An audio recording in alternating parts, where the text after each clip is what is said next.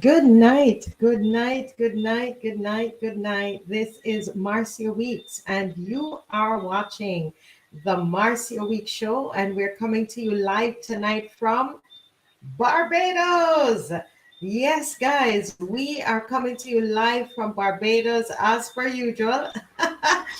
Beautiful Barbados. Where are you watching me from? Let me know where you're watching me from. And guys, if you have not liked and subscribed to the channel, please do so that you will always be notified whenever we're on. All right. So if you like and subscribe, anytime we're on, that notification bell is going to go off. You're going to know that we're on. So you need to like and subscribe. Okay. Good evening, Mr. Hoyt. Mr. Hoyt is going to be a hot on this show here today. Hot on the show here today. Carol Barker watching from Barbados. Guys, share up. Happy Sunday to everybody. Trust that you are having a great Sunday. Good evening, Heathcliff. Heath or Heather? Is that Heather or Heathcliff? Good evening to you too. Good evening to you too. It's a pleasure of mine to join you this Sunday evening, August 27, 2023. So please share up the live. It's going to be a very interesting conversation that we're going to have today. We're going to have a very interesting conversation. You know, I want us to truly remember about the petition. Who remember about the petition? Okay. So we are 4,000 and something right now. Let me see if I'm gonna bring that up so you can take a look at the petition again. All right. So it says we're at 4,036 signatures, and our goal is 5,000. So do you think we can do this in a week? Let's try to do this in a week. Okay. This was started on August 3rd, 2023. Let's try to get it to 5,000 by the end of August. And now you might be wondering, what's the purpose of this? The purpose of this petition is we're asking for the withdrawal of the Barbados National Insurance Amendment and Pension Bills. Now, someone might say, well, you know, it's already passed, as the Prime Minister said, you know, it's already passed. It's passed in Parliament and it's went to the Senate, and it now is going to go to the President. And so this is why the petition, guys, is going to the President of Barbados, Her Excellency, the Most Honorable Dame Sandra Mason. Okay. So the petition goes to her. It also goes to the Honorable Miss Mia Amor Motley, the Prime Minister of Barbados, and it goes to the Deputy Prime Minister and the Minister of Transport and Works and Water, Sancho Bradshaw. Okay. So so there is a purpose to the petition. All right.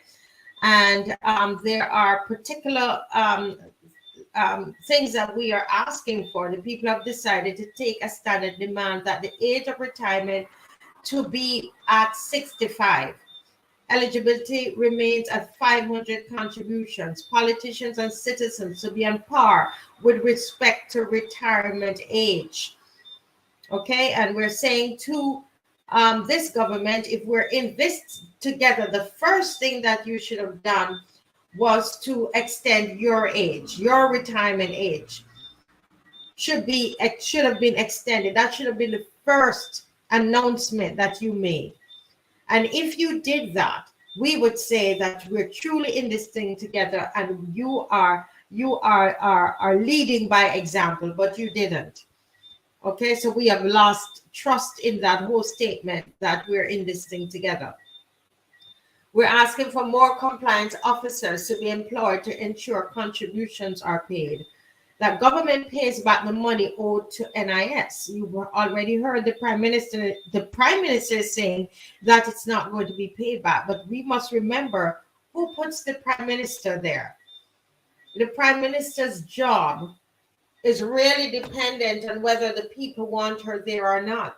So the Prime Minister is saying the money is not going to be paid back. What are the people saying? It's up to the people. It's up to the people. What are you saying?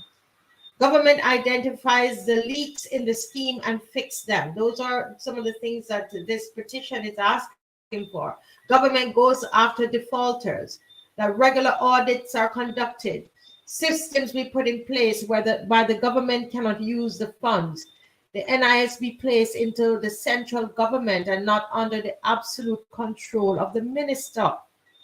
And we've learned at our last class, I have to say, that the NIS is now considered state funds.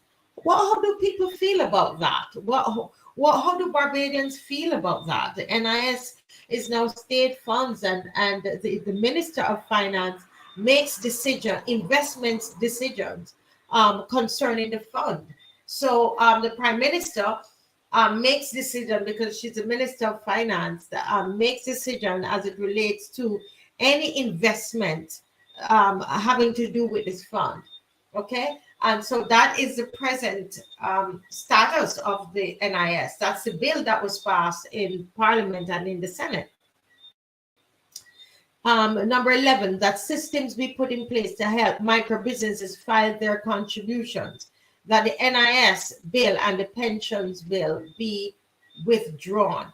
And that is a petition that was launched on August 3rd. The question, have you signed the petition? If you've not signed the petition and you want to be part of the solution, you don't want to be part of the problem, you want to, be somebody who's proactive, and you are not just having, discussions on Facebook, on social media, and typing and so on, but you want to make a difference, sign the petition. So there are 5,000, we're going for 5,000 signatures, and it's going to, the petition is going to Her Excellency, the Most Honorable Dame Sandra Mason. Also goes to the Prime Minister, and it also goes to the Deputy Prime Minister. So guys, go ahead and let's sign the petition if you have not done so as of yet. All right, good evening. I see more persons have joined tonight. It's going to be really, really awesome. I'm seeing in the green room already, the General is here, Mr. Caswell Franklin is here, and KEMAR Stuart is here. Before they come, I want to talk about the march as well, okay? So let's talk about the march on Saturday, September 2nd, 2023.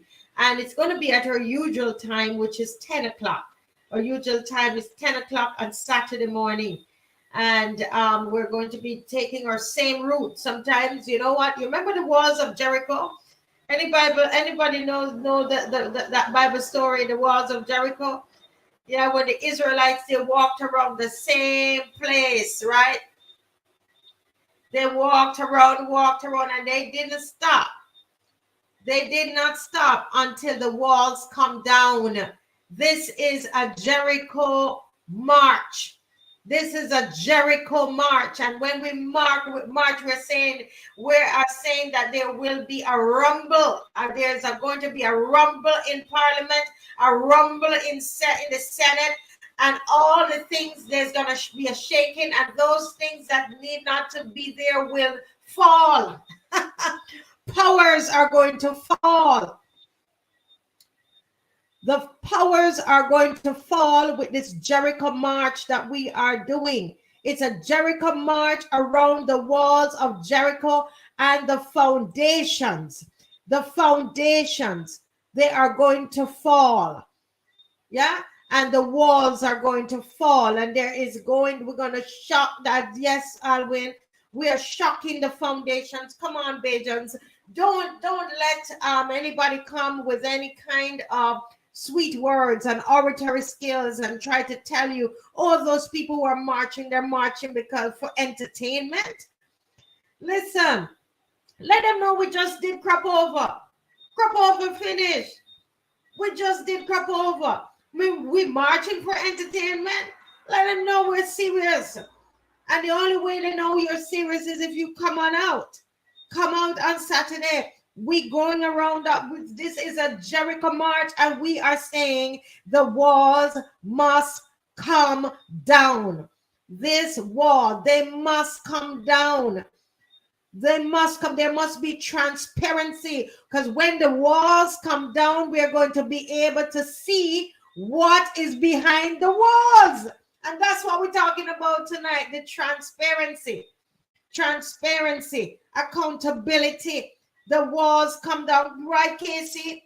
Yes, Angela, we pray down those walls, and we listen. Those people, Caswell is gonna come in, but I gotta do my little preach before he comes, and I see Miss Eastmond there. But let me tell you something. This Jericho march that we are doing, it's not just a march, but we're praying. And so let me tell you something. Whoever is on here, you take it back and let them know this is not no entertainment. We did that at Kopov already. Yeah? Kadum and go on. We're not going up and walking up. I remember we were out there. Somebody said, please don't, the Rasta man came. We said, ma'am, tell the music guy, don't play any music for us to walk up. We're not interested in walking up on this march. So I don't know where they get that this is entertainment. I would try and listen, I was trying to lose weight. We were trying to lose weight, we go to the gym. That little walk can do. And some of these people that talking about us need to lose weight, they need to be running in this march. Right? They should be running in this march. Right? So make sure we come out. Bring out everybody. Bring everybody out. The march is on. You all were messaging me all this weekend. Is the march on? Well, the march is on September 2nd. Saturday, September 2nd. Let me bring Mr. Stuart in here. Let me bring Mr. Stuart in. Not Mr. Stuart, Mr. Franklin. I don't see Mr. Stuart anymore. He's going to come soon. But let me bring, and then I'm going to bring Lynette in. Listen, you ready for this Jericho march? You ready for these walls to come out down for us to see what is behind these walls? I was ready ever since. You're born ready. Born ready. To be ready until the walls drop. Something has to give. This country does not belong to Mia Motley and her minions, and we have to take it back. Yeah. They can't do things in our name and don't tell us that they're doing it in our names and we are supposed to be happy. Who's to say they have all the ideas? Yeah. We got yeah, go ahead, Caswell. I'm sorry. No, I said we got some, and we must show them that we are not all caught with her. I don't know, people say she's a good orator. I don't even know, because good orator usually makes sense. And she has not been making sense recently, or for a long time, actually, because I just told you, I do not listen to her press conferences, but the things that people send to me, they don't make sense. What she's saying does not make sense. And I'm saying, well, look, there are a few things that she heard people with, or her advisors tell her, and she brushes off with them without understanding the significance of what she's saying. I want her to be more in depth than that, because our prime minister should be this. I noticed she had lots of papers on the desk. Probably blind. But she's supposed to be able to make any presentation without any papers whatsoever. You know, which must mean, I mean, if you don't have to use papers, it must mean that you don't read anything. But there you have it. So I was shocked to see that there were so many papers on the table. No, reading and understanding two different things, you know. She might read them, but I dare say she cannot understand what she's reading. People will give her all sorts of information, but then she does not know how to assimilate it and make sense from it. You have to tell her what she should say. And she listened to Avinash Prasad talking about devaluing the Barbados dollar. I'm no economist, and that doesn't make sense to me. But he's none either, so I suppose he can say those things, and she's impressed with him. I'm not one of those people who is impressed with him at all. You know, he Yeah. is a professor of commerce from Gresham College, but we know what Gresham College is already, so I'm not going to that. And she's impressed by him, but that is the problem. She surrounds herself with too many advisors and advising on the same thing. As a result, these advisors have different points of view, and she tries to use all of them. Too many cooks.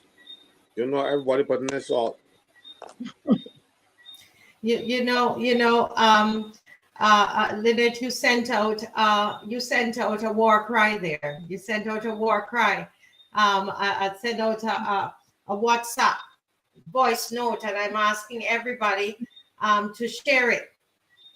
Because I had the show last night. I only listened to it. I didn't get a chance to share it yet, but I promise you, I listened to it though this morning. Very powerful voice note. And so I'm asking everybody to share it, you know. So Lynette, what was on your mind as you were preparing that voice note? Well, of course, the Prime Minister was speaking to the people of Barbados, so I, of course, listened. I listened to the presentation, and I realized that there were some issues which she raised, which were directed towards the comments that I had made about where's the $80 million going.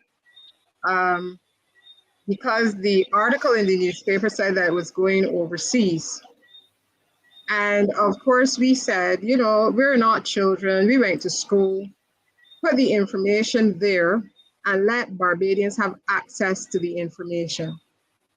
Because you can invest overseas, but you need to know what the portfolio of investments is going to look like. What are you going to do with that $80 million? There are lots of issues, and there's nothing strange about this. There are people who would hand over their... 1 second, Lynette. There's I don't know. Do you have a fan on or anything nearby? There's something with your audio. Is it just me? Let me just check that. So just give me a minute. Yeah. Okay. While Lynette is checking her audio, welcome, Mr. Stewart. How are you doing? Yes, good night. I am well. I hope you're well too. Good night, CASWELL, Lynette, and good night to the audience. Pleasure to be here. Good night, and I want to congratulate you on your bid for the General Secretary. I thought you did pretty good. Didn't clench it this time around, but I tell you, for a young man at your age, you continue, and you are. I listened to your response to the Prime Minister, and I said, my goodness, I tell you, no wonder they're scared of you. You know, at your age, and I mean, we're just so proud of you. You're a son of the soil, and we're really, really proud of you. So congratulations. Well, thank you very much. You were sticking a bit, so I didn't hear everything you said properly. But from the bits I got, I hope you could repeat it so I could, because you were sticking, so I didn't really hear. Right. Okay. So we seem to be. What's happening? Am I still sticking now? Is it sticking now? It's better. It's better now. It's better now. Okay. All right. I can hear you. I can hear both of you. You can hear both of us. Okay. Right. I was saying that congratulations. You didn't clench the nominate. You didn't the General Secretary, but your numbers were very, very high, and I just wanted to commend you as a young man. You know, that was a good, very good effort. You know, A very good showing. Yes, you can hear me well, Lynette. I can. Mr. Yeah, KEMAR, are you hearing me? KEMAR seems to be stuck. KEMAR is stuck, so we're having a little challenge here. here tonight. But continue then, Lynette, what you were saying about Right. the So, March. right. So it had to do with my comments about the fact that we don't know what you're investing the 80 million in every year. And well, my prime minister described my statement as foolishness, saying that I should know better. Now, you know, in these days, now that I understand these things better, I understand that part of the strategy that is used is to belittle what you say, and then also try to belittle the person. So I just smiled at that, because anybody who has any kind of portfolio invested anywhere, they are given a report as to what the investment is. And you can also give guidelines to the person actually doing the investing. So she said that I know very well that there are guidelines, and that most of the time you invest in blue chip companies. But of course, we know that Four Seasons wasn't a blue chip company. And then so at some point, the guidelines weren't followed. And then she also made the point, because I had suggested that we don't know where the money is going, so it could possibly go into a special purpose vehicle and then find its way back to Barbados. Now, she said too that was foolishness, but my recollection is that for the Four Seasons deal, a special purpose vehicle was developed in order to funnel the money through. So I'm just looking at what was done before and thinking maybe it could be done again. I think all of those questions are reasonable. And you know, even if you feel put upon because the question is asked, because I find a lot of people in authority in Barbados seem to be put upon when you ask the question. I always say to myself, it is interesting that when you're a child, when you're 4, 5, 9, you say, "Oh, he's asking a question." You can hear me? It's sounding strange to me, but I don't know if it's my internet. Caswell, can you hear her well? No, I'm not hearing her well. She just starts to. Right. go. If you want to go out and come back, Lynette, and see probably where you're sitting. I'm not sure. Are you close to the box? You think it's me? I was hearing a lot of interference. Oh, So I don't. You're being hacked. I don't. I don't think that would. Okay. Someone said they're hearing Miss Eastman well. So I'm not sure what's going on. I'm hearing her now. Okay, right. So I was basically saying that all the questions that I have asked, that they're based on my experience.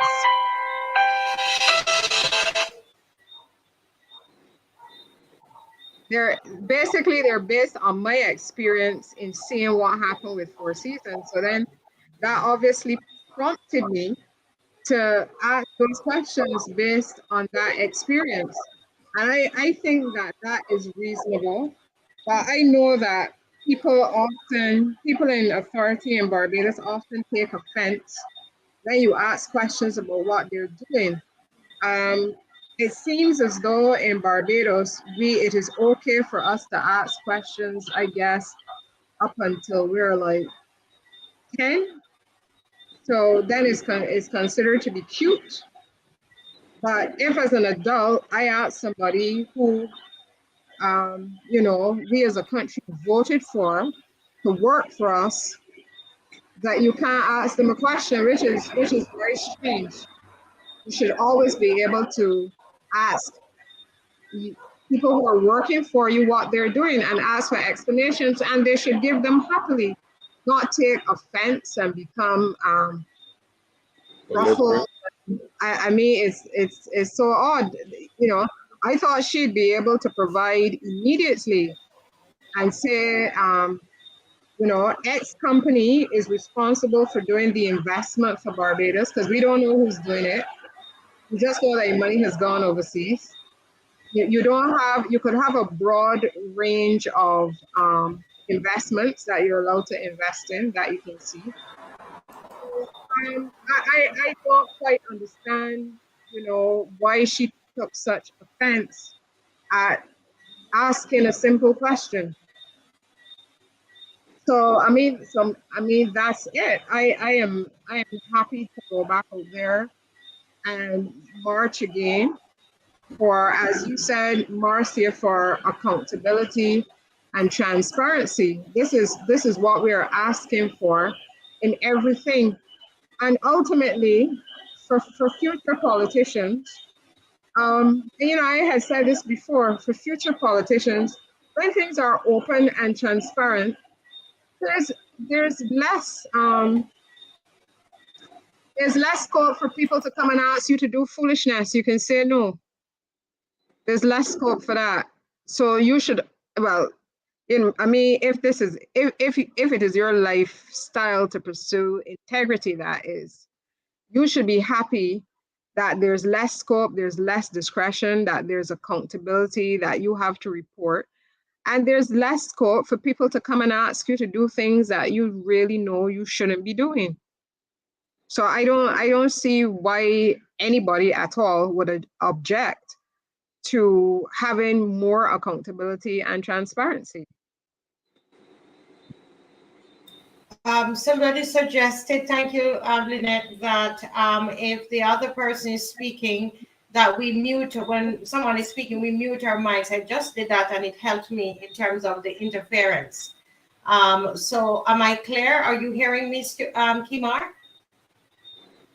You're hearing me? Okay. Yes, I am hearing you well. Wonderful. Let me get KEMAR in there, because Lynette, you know, spoke about, was able to refute what the Prime Minister said about her in the press conference.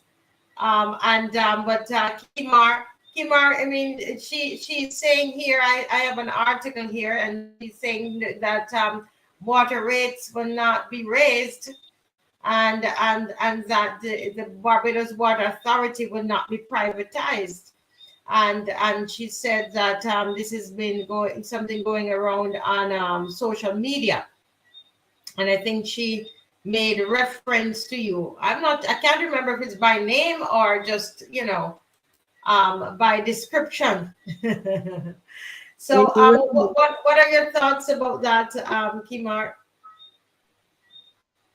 Yeah. Well, it was by name. She called out my name, my full name too, KEMAR Stewart, and said that I should know better than to be spreading my suspicions and fear mongering the public. But as far as I can remember, she was the biggest fear monger in Barbados all up to 2018, and she was comfortable with that. She fear mongered the people about the NSRL, marched with the merchants to remove it. Said that the prices would have gone down. They ain't gone down. Couple of her friends were all about the world, speaking about the sewage, and they enjoy plastering Barbados all over the world, degrading it. I mean, a lot of things happen there that just shows, you know, as I said, a reflection in the mirror. Whereas people now are doing onto you as you did onto them, and you're not comfortable, but it's happening now from a perspective of truth. So I can prove my assertions that the Barbados Water Authority is heading to privatization, because she said, right, through her minister Charles Griffith, that they were rolling out a public-private partnership to tackle water woes. At that time, the people in St. John were not getting any water. St. Joseph, St. George, St. Thomas, parts of St. Philip, St. Lucie, St. Peter, St. Andrew.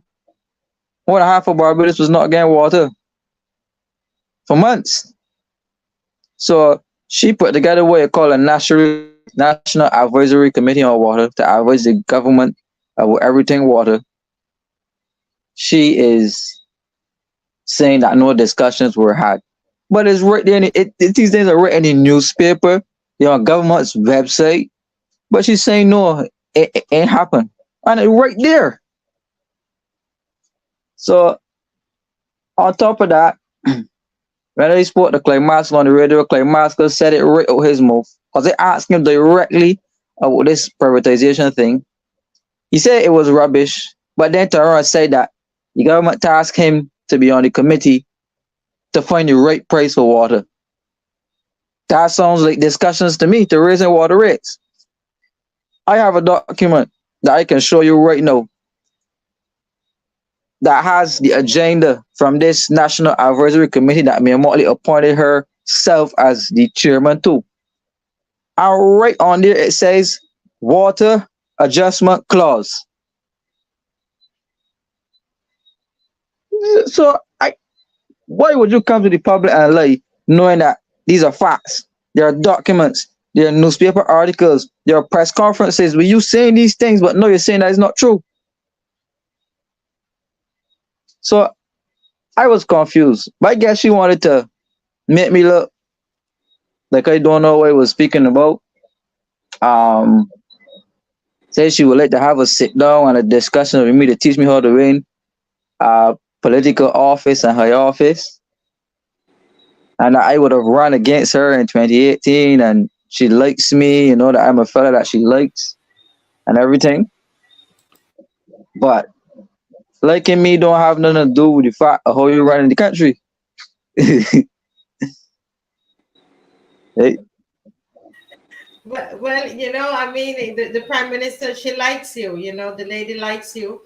But there's something I'm noticing here, Caswell. I'm going to get back to you, KEMAR, because we're going to have a discussion here. I noticed here something here, Caswell, that it would appear as though the Prime Minister is scolding people. If you notice, Miss Eastmond here I think, I don't know if you're probably in the same age bracket, I don't know.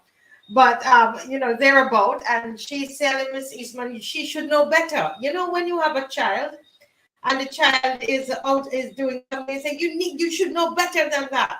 And she comes to KEMAR, and she says to KEMAR, you should know better. I wrote that down because I recognize that is what she uses that a lot.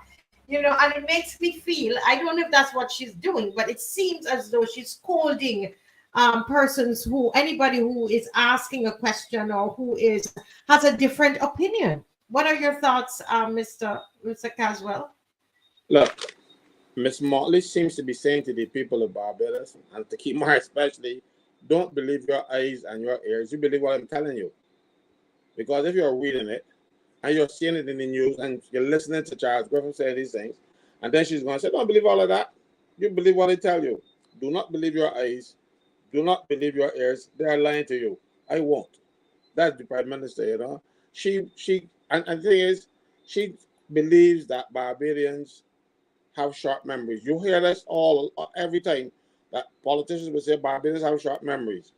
Well, all of us don't have short memories. And she still, with that old cliche nonsense about short memories, so she will come and say something. She even say things and then come back and deny them. So what do you expect? I think it might be mental illness, I am no psychiatrist or something, but I can tell you, I have actually sent several of my people who come to see me. I sent to the psychiatrist after I hear their complaints and stuff. I said, listen to me, I think you need more assistance that I can offer. I'm not saying anything is wrong with you. You just need to talk with somebody. And I was sent to a particular psychiatrist. One day she called me and she told me that she's never met me, but I have great clinical skills and she would like to meet me. I said, well, I don't know anything about great clinical skills. I know my people when I see them. And Ms. Motley seems to be one of those same people. Something is wrong with her. She says what she thinks that you should want her to say. I believe what she's saying, despite the evidence, despite the facts. I don't understand it myself. You know, KEMAR, she wanted to teach you how to run for political office and how to probably win political office. But somebody has to teach her, because everything that she has done to attain political office is contrary to law. I got a whole set of them here that I was just looking at today. So when she's saying, for instance, there's something called treating, where you can't give people food, drink, jobs to vote for you. Well, she's done all of that and more.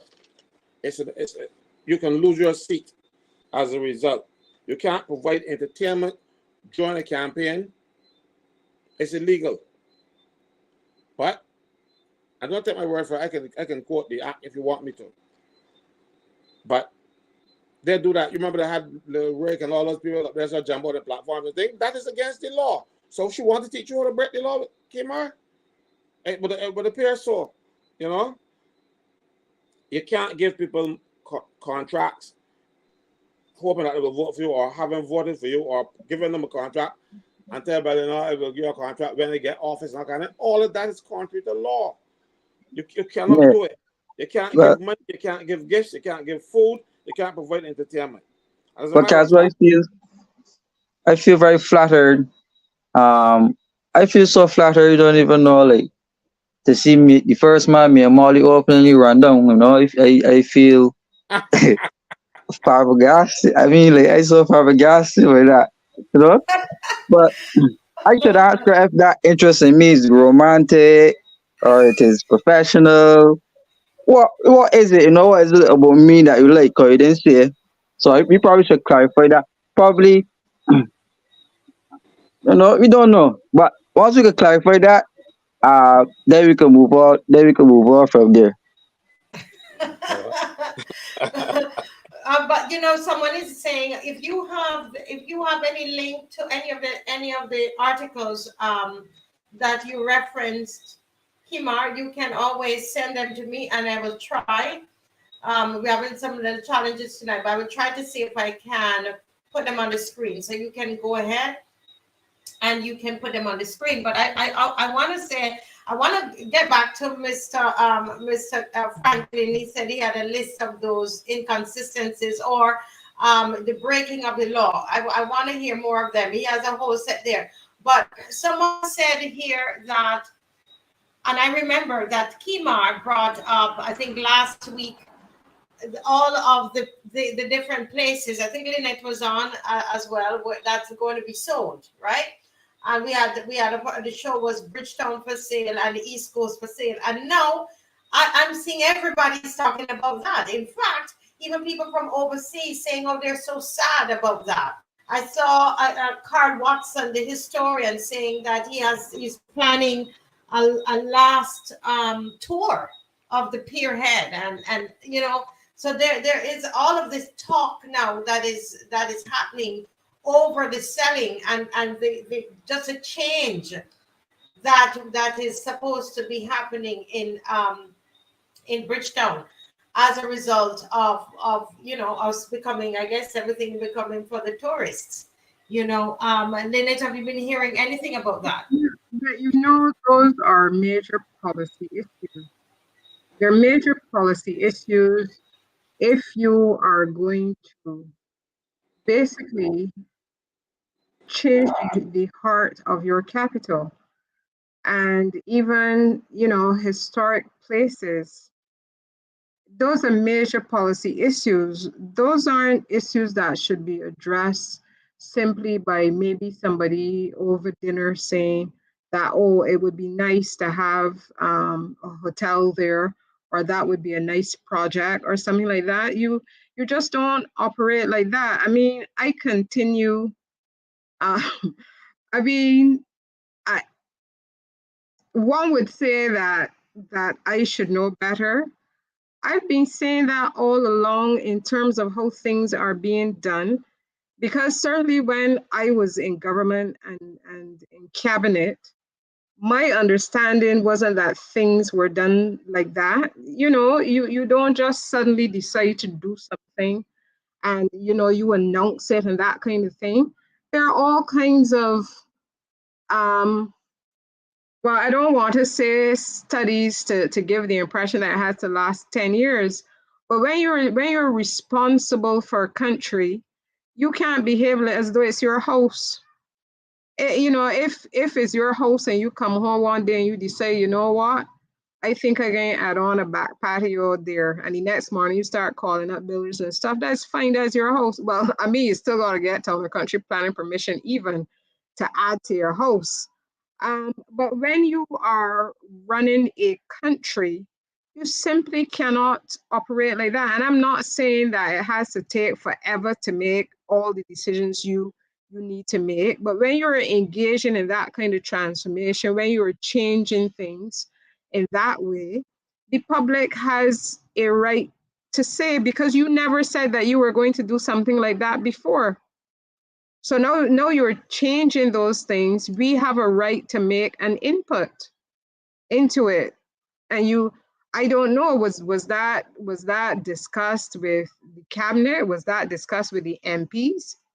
Did the MPs then go and speak to their constituents about those things? Was it part of the manifesto? No, was it in the manifesto? There was never any idea that we were going to take our historic sites and, commercialize them. And how is it going to be done? All those things we need to know if we're taking Barbados seriously, if we're taking our role in a democracy seriously, and if we really expect members of parliament to have respect for us. These aren't, I was going to say these aren't the days when people didn't go to school, but even then, in fact, some people would say that those people had more practical common sense than some of us who are highly educated have. So you always must consult with the people, in a democracy. Even if you have a mandate to do a thing, you still should consult when there are major changes that are going to be made. And those things that are being sold off, those are our assets, I keep saying Barbados need to get out of this talk about saying that things belong to government, because then they behave as though they don't belong to them. And they actually do belong to us. And when you decide to sell them, you're taking away our birthright. Who's the MP for that's St. Michael South, right? The garrison? Yes, that's St. Michael South. That's Kurt Humphrey. I don't recall Kurt Humphrey ever saying anything about land developments in his constituency.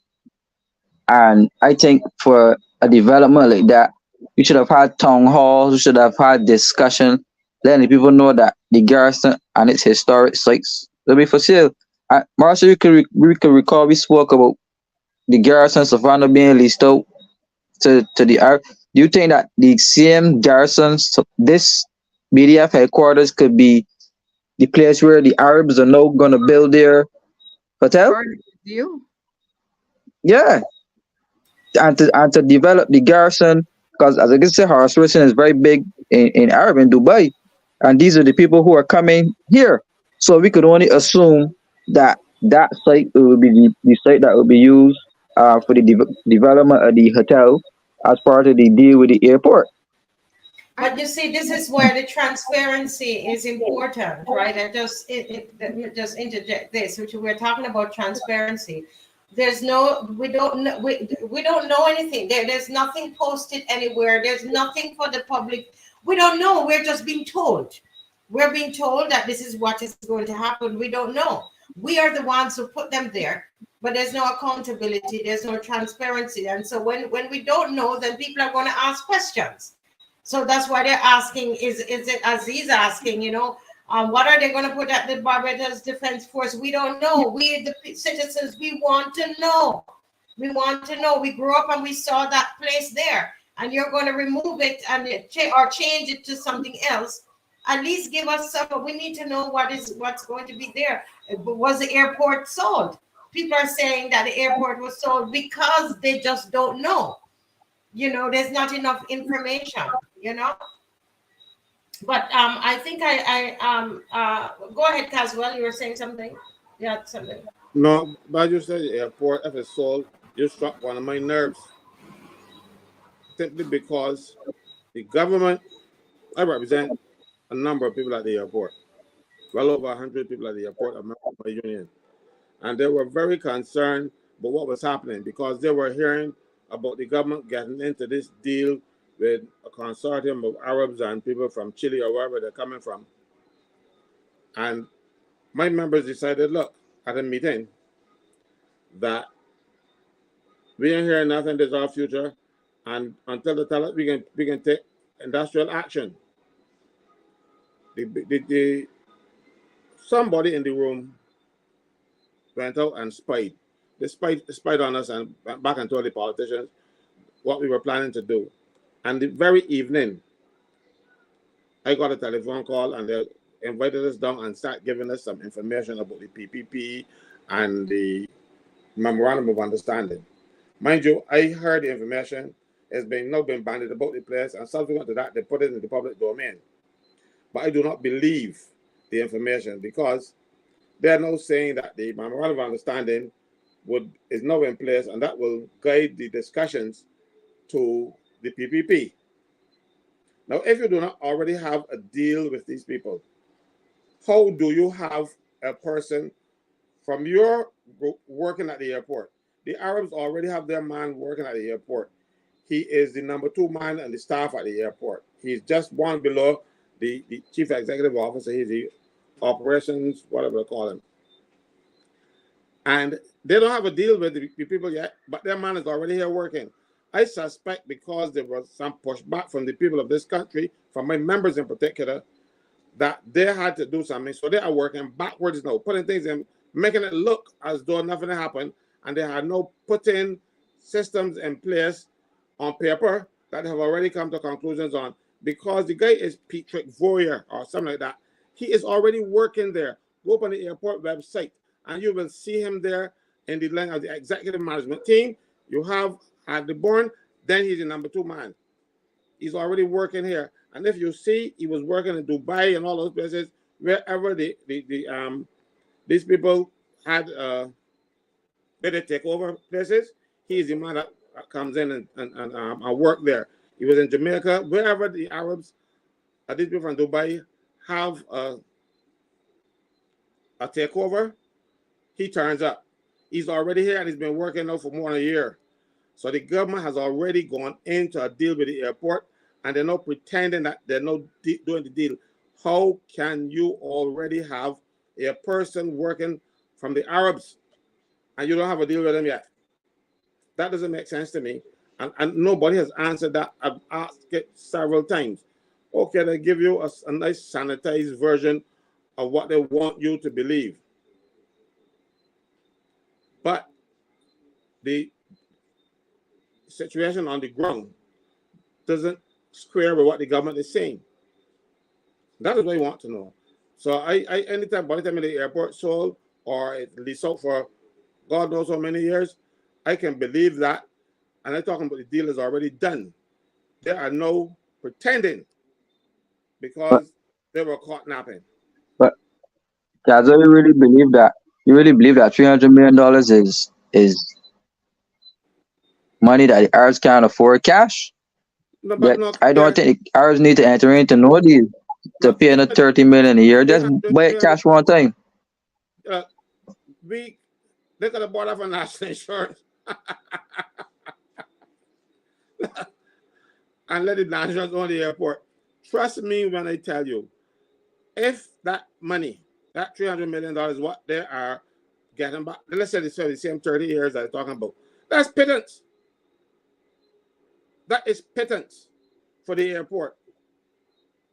Yeah, but as a broader issue, I feel that they should share with us what exactly their strategy is with doing the deal with the airport, doing the various deals that they're doing. Like what's the end game? What, like why are they doing these things? Um, I am tempted to say kickbacks, but I wouldn't, because that might cause me some problems. But something is going. I don't understand. You have the same problem here now also with Chaka and the Harrison's Cave. They come here and take over again for penance. And I don't know, they can be more experts in the Barbados Cave than we are. But why? Why? I don't get it. I don't understand.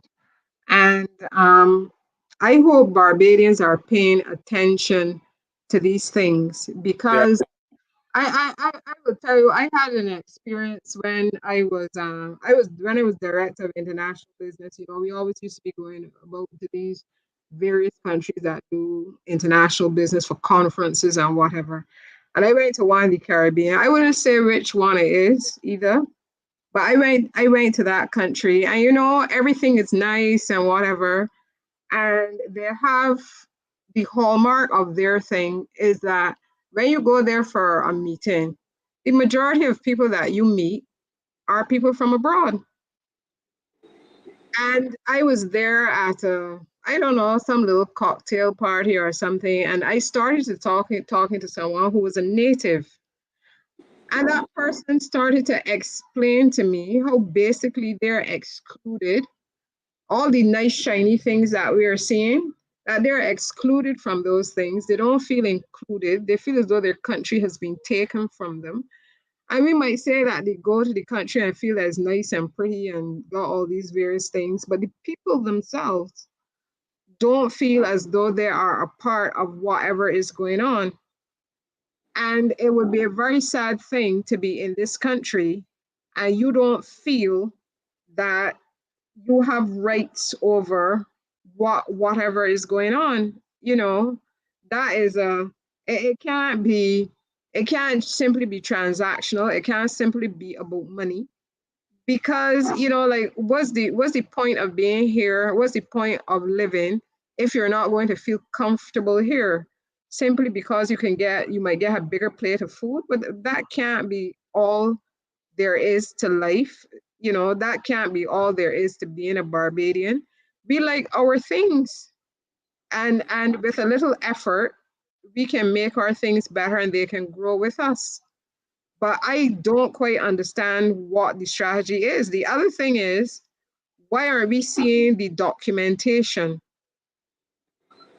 Why aren't we? I mean, were you given, Caswell, were you given the documentation with respect to whatever transaction there is?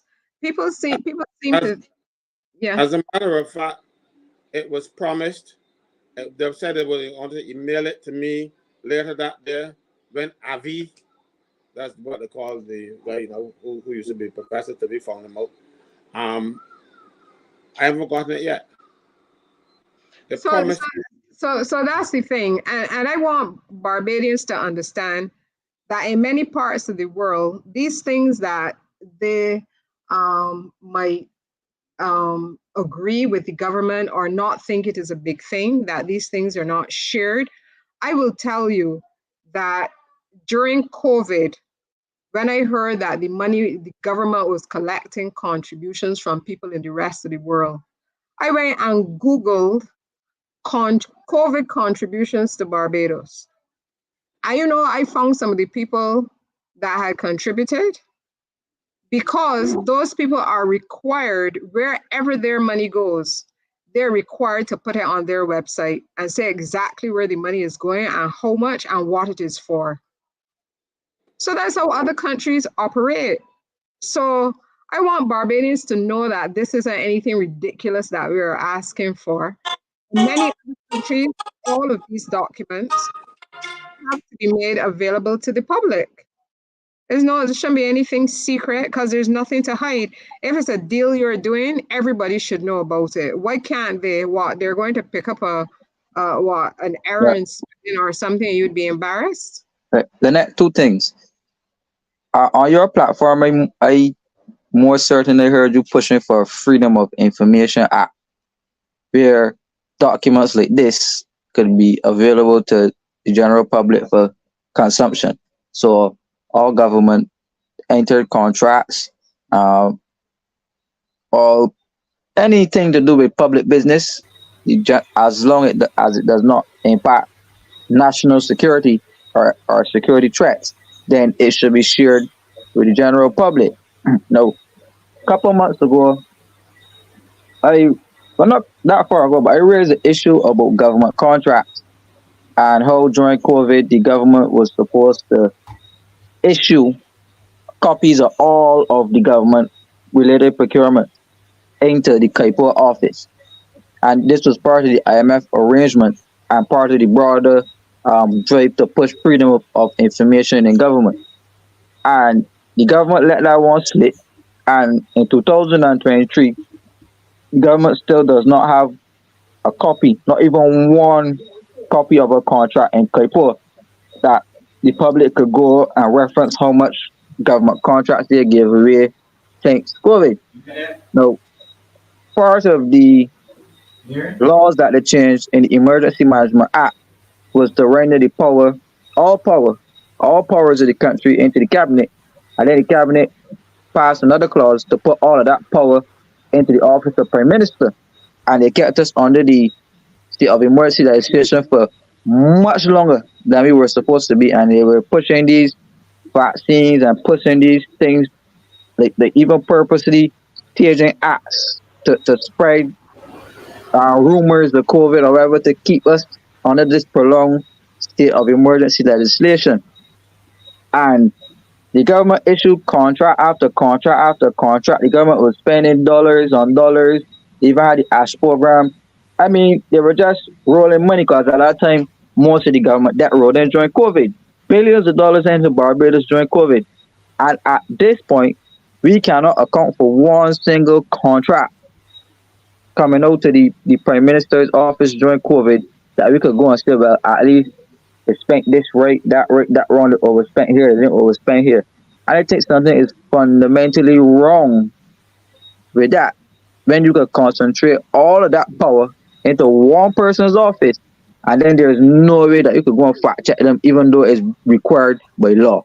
But KEMAR, you know, I was raising that as an issue. I would raise it every other day, probably. I decided that every few days I would ask, why is Barbados still under a state of emergency? And very few people seem to care. To me, that is completely baffling, because what you say is correct. All of the powers possible were concentrated in the hands of one person. And even during the state of emergency, I don't even know that that was necessary. It isn't like it is the United States where people travel long distances to get to Congress, or get to the Senate or wherever. This is Barbados. Anybody can get to Parliament in a few minutes, and you don't even have to meet physically. You could do a Zoom meeting and make decisions. So I never thought it was necessary. I always thought it was an overreach. But unfortunately, most of us do not seem to feel conscious when our rights are being taken away. It seems as though we still feel that we're not free. After centuries, we seem to feel that we're not free, so that we always have to be, we seem to be more comfortable in a state of what should I say, confinement, than in a state of freedom. As soon as your freedoms are being taken away, even slightly, you should jump up and make a noise. Because when people realize that they can just take away your freedoms bit by bit, they will just continue to do it. I mean, I was recalling recently in doing something else, how we nearly had legislation that said that you could lock up somebody without a hearing. And I guess because we might be dealing with individuals who are charged with a criminal offense, we seem to feel those people have no rights. But remember, if you're charged, it doesn't mean that you're guilty. So you can just charge somebody. We were proposing, our government was proposing that you just charge somebody and that you can just lock them up. So I think we have to be concerned about those things. You must remember that the government went into the Emergency Management Act and made certain provisions to provide for a state of emergency, a state of public health emergency, because the Attorney General said that there was no provision in the law in Barbados as it was then for a public health emergency. That was a lie. Section 25 of the Constitution provides for a state of emergency of whatever, public health, whatever. But you know why they did it? They wanted, but the Constitution and the Emergency Powers Act made provisions that you have to report to Parliament every so often, and you have to publish these regulations, and they have to come before the House by negative resolution.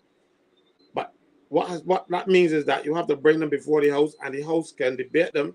House or Senate can debate them and overturn them within a 40-day period. They didn't want any oversight, so they ignored the Constitution. They ignored the Emergency Powers Act. They ignored the provisions of relate to report their actions to Parliament, and gave the Prime Minister feudal powers, like what the old feudal kings had, where she could just make a decision and that was it. And I took the matter to court. I lost the case, but I was surprised I lost it, even though we had precedent going back from 1610, saying that all subsidiary legislation must come to Parliament, either through affirmative resolution or negative resolution. You cannot make a law and not tell people what the law is. And that's what the Prime Minister essentially did.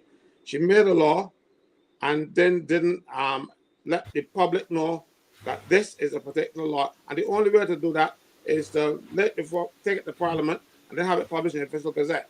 So what she is doing is nothing new. She just wants to have complete and utter control. That even with the Defense Force there, that is something a brainwave out of just something that she just thought about when she was walking in the road, you know. Same thing happened with Rihanna.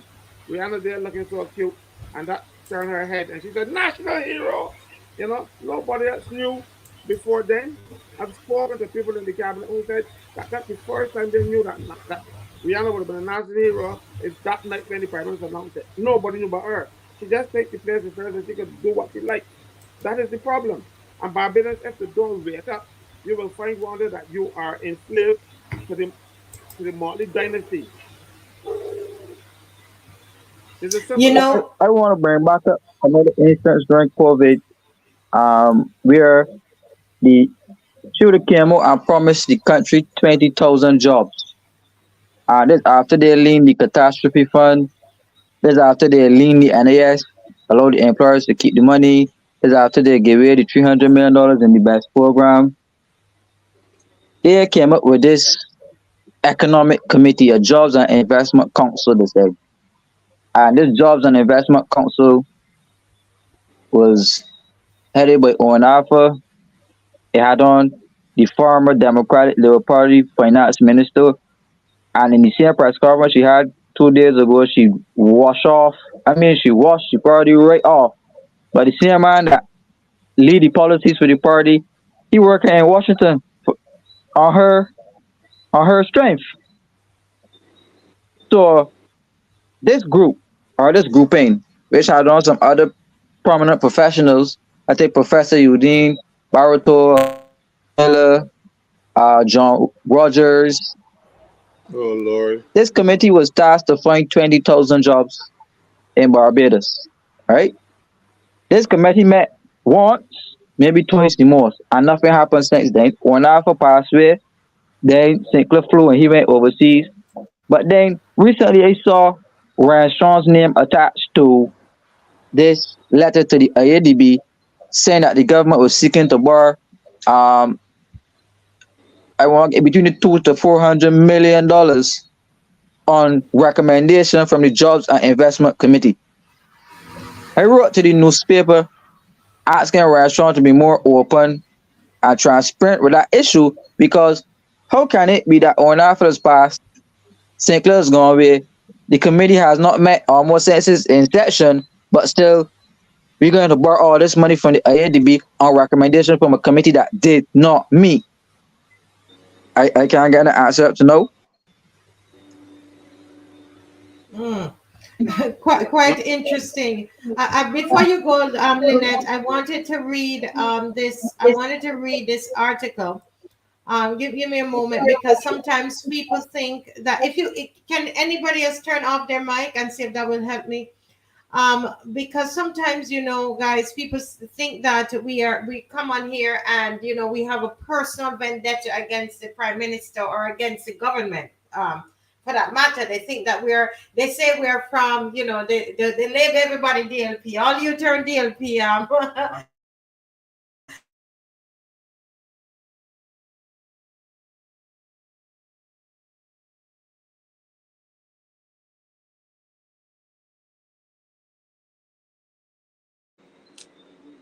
Marcia, they're not hearing you. Can you hear me now? Yes. Okay. All right. You're hearing me now. Okay. Thank you so much. Sorry about that. We're having a little technical thing, but we're fighting through, right? We're fighting through. We're still hearing me? Okay. So I wanted to read something from Senator, this is Crystal Drakes. This is from March 21st, 2023. And it's an article here that it's labeled Lack of Transparency. Independent Senator calls for accountability within ministries. Independent Senator Crystal Drakes wants the government to guarantee more openness and accountability regarding activities, financial and non-financial, within various ministries. Her call was made on Wednesday during the debate on the Appropriation Bill 2023 in the Upper House.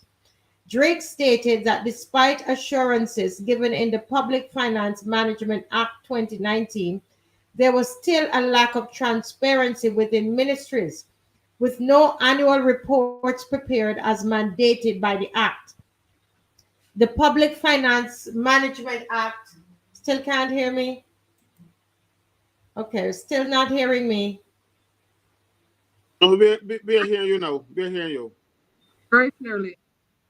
You're hearing me clearly. Okay.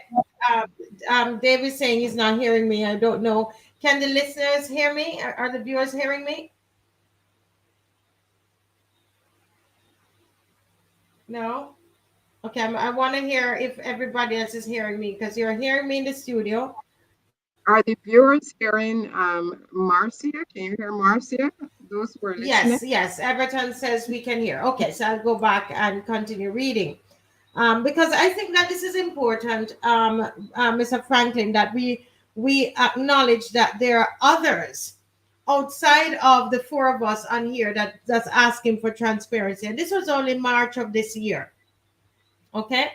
And so this is the article here, and it goes on.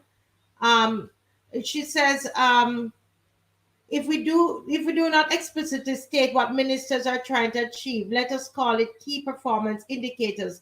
That is why you would have a wide part of your society feeling as though their monies are spent in a black hole. What I'm proposing, she said, could be for the benefit of any government, because the track record would then be there. If taxpayers are unhappy with how public funds are being spent, and the government has no way in a formal process of presenting performance, then in the 21st century, the process is flawed. What are your thoughts about that, Mr. Franklin? You see, what Crystal said was that they had given assurances. You do not trust assurances from this government. Normally, when in the Westminster system, when a minister gives an assurance, it is a pledge. It is binding. These people just give you assurances to shut you up. I remember when I was in the Senate, very early, when they changed the water rates and the stuff, Monique Tate asked to have certain things done, and they said, okay, we'll pass it, and we give you assurance that by November or whatever, we will get back, September, we will get back to it. That was 2018. They ain't get back to it yet. Assurances mean nothing to these the politicians that we have now. These are, you know, we not to refer to the Dems as wild boys. When they were, when he was in office, he left a set of wild boys in the Barbados Labour Party, and they are now in government. They're doing what they like. You know, you know, transparency is but their behavior is as transparent as mud. They do not follow any rules. They do what they like. And the people in Barbados are sitting down and taking it, hoping for 5 years to come. But if they wait for 5 years to come, a lot of them will be dead, bankrupt, in the mental or something, because these people can drive a lot more people to their grave or to the poorhouse or to the mental. Their behavior, and there's nothing consistent about their behavior. But sorry, I can't say that. The only thing that is consistent about their behavior is bad behavior. Caswell, you're very right, because I remember what happened to Jeffrey Bostic. He was the Minister of Health and said that he does not know about any order going out to purchase vaccines, and he was the minister. So I was wondering who had more power than him in his own ministry to be making deals with a private company to be ordering vaccines, and he knew nothing about it. Yeah, you see, the thing is, And I believed him, because when the Barbados today approached him, he said that's nonsense. You know, because he figured he's the minister, and if the minister know nothing about it, it can't be true. It turned out to be true. I then said in the Senate that a permanent secretary would be totally out of order to give some person a contract or give people that documents and writing to AstraZeneca or whoever without telling her minister, unless the order came from somebody that was senior to her minister. And there was only one body that was senior to her minister, you know, the prime minister.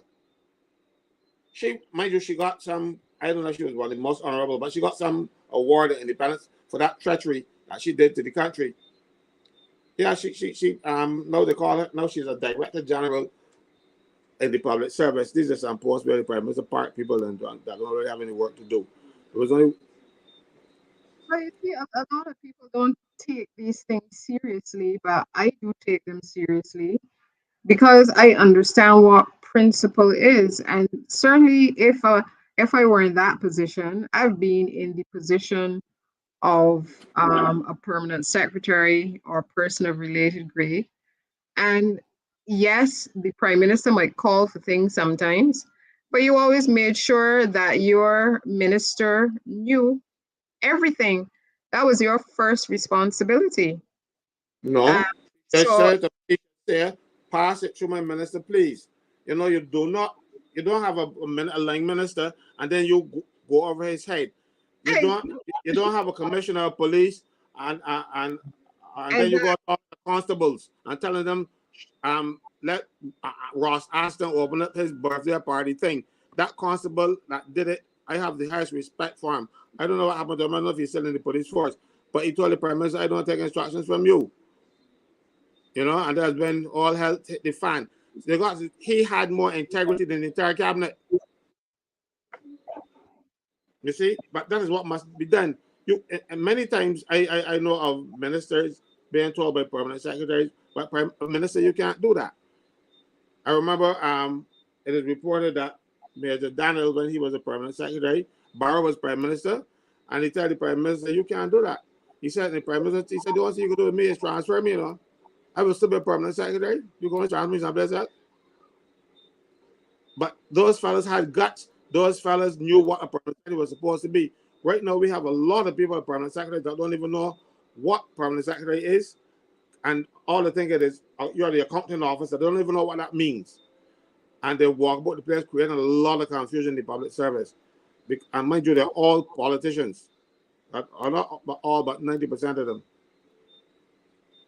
and that is precisely what Barbados does not want. Um, it is very important to have a civil service that understands what its role is. You know, it doesn't mean that you don't go there and vote for whoever you want to vote for, because as you're right. But your role then when you come back into office is to make sure that you support your minister and ensuring that the minister does the right things according to the law. That's what you're supposed to do. And you're supposed any minister that comes there, you're supposed to advise them properly. Any I'll give, minister. I'll give you an example. We had a minister called Harcourt Lewis. He was the treasurer of the Democratic Labour Party.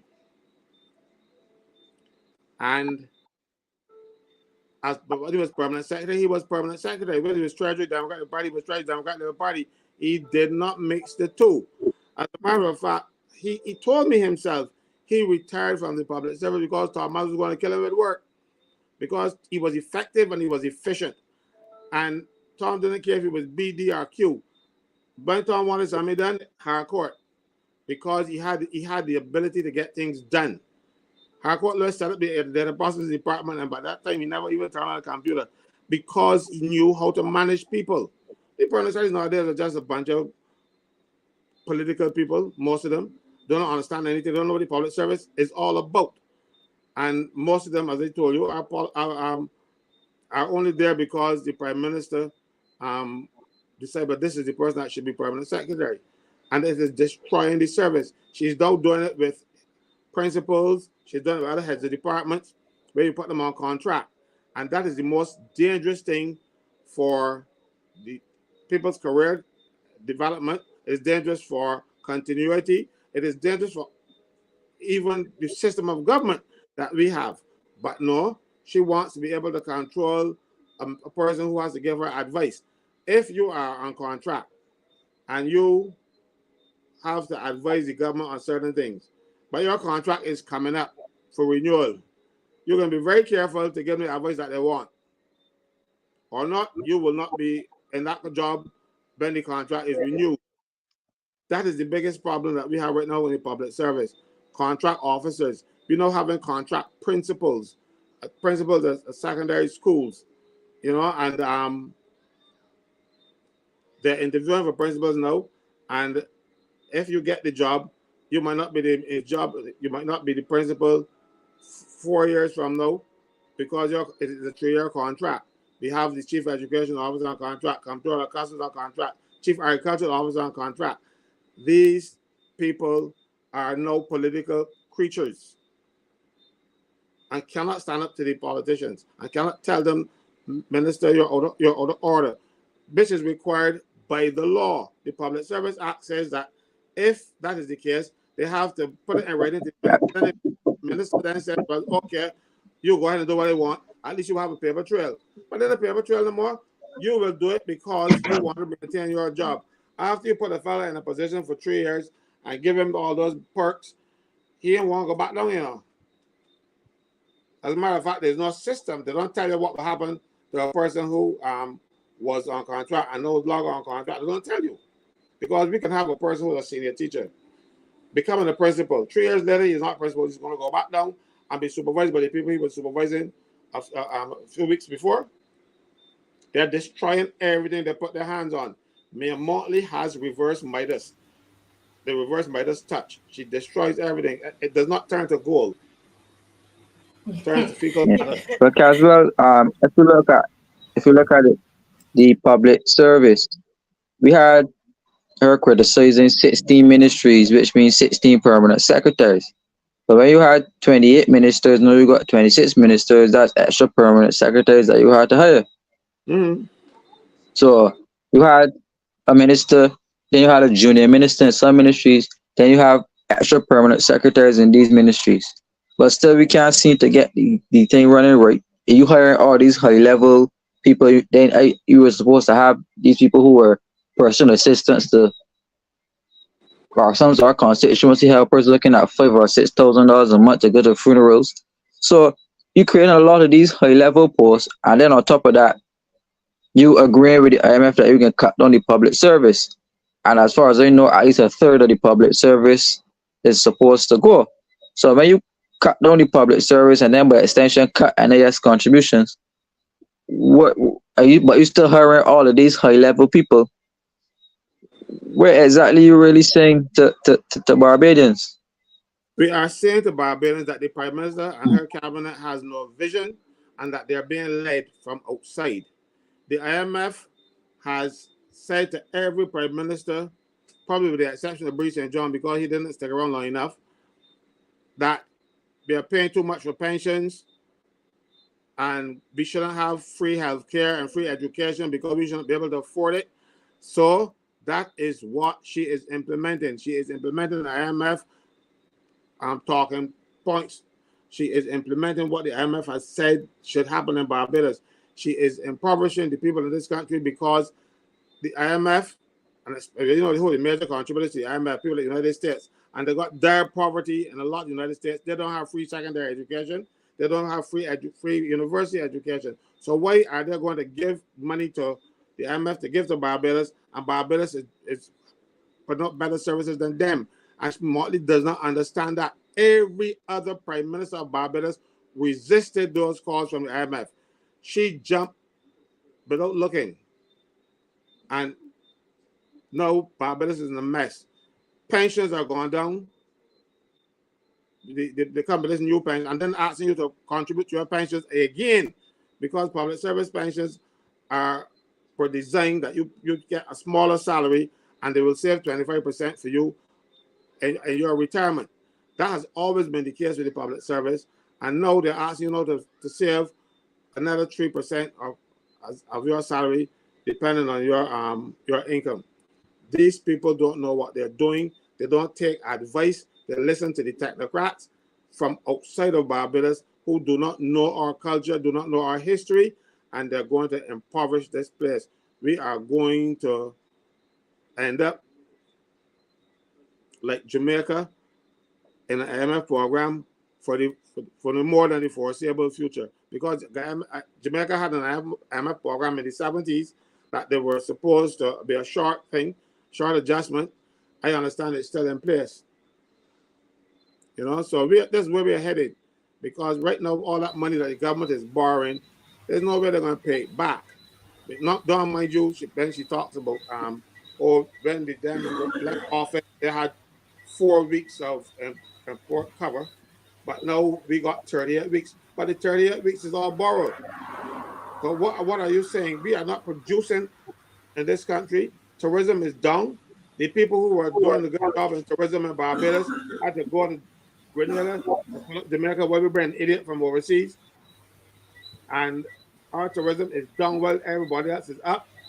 So they don't understand. They don't know what they're doing. It is hit or miss. What is it? Yeah.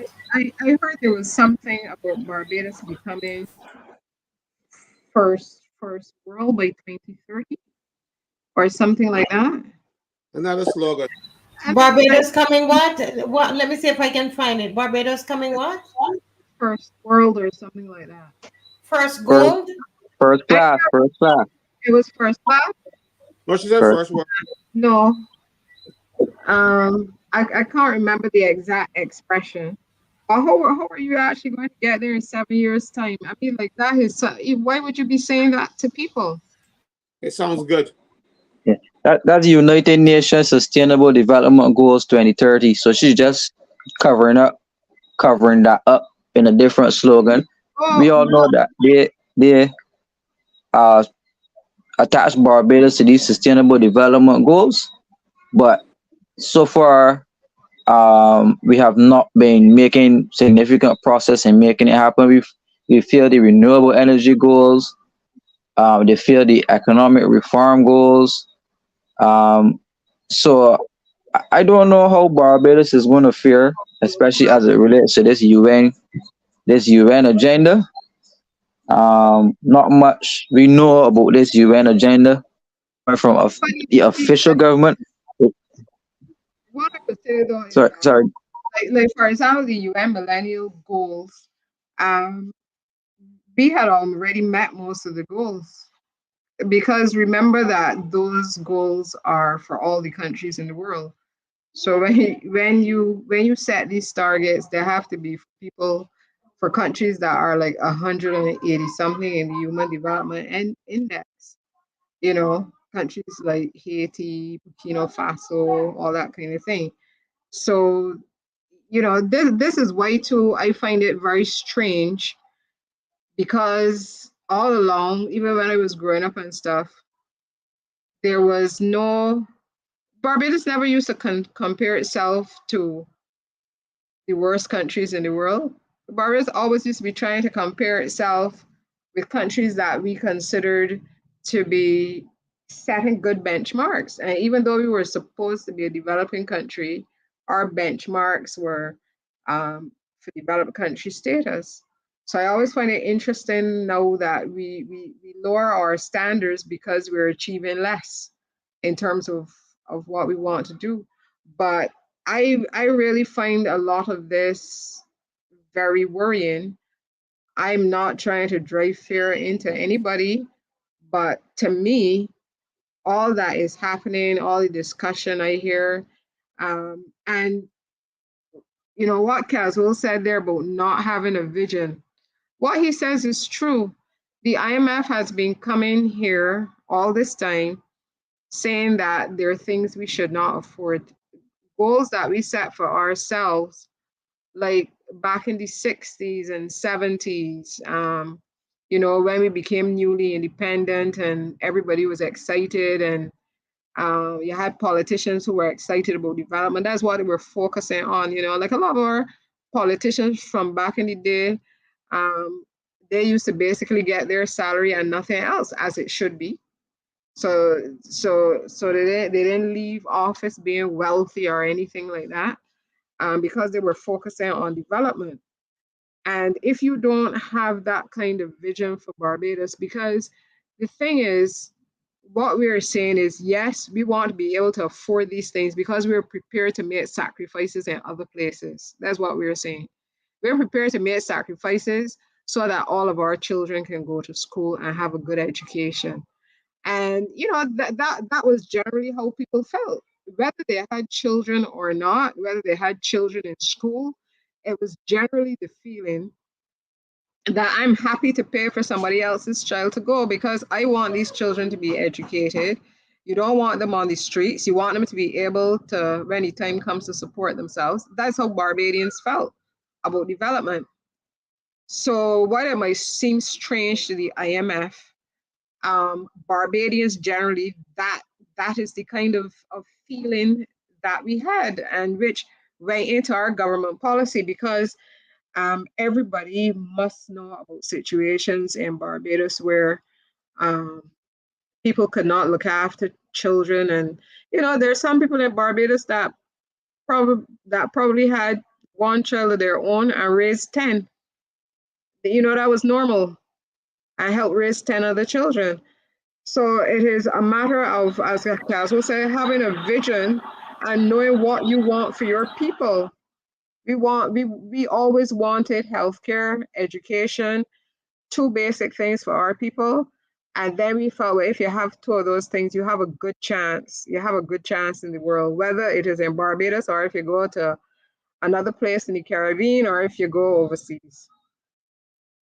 Lynette, if I could just read what I found this article. So, Lynette, thanks. Put up your mic.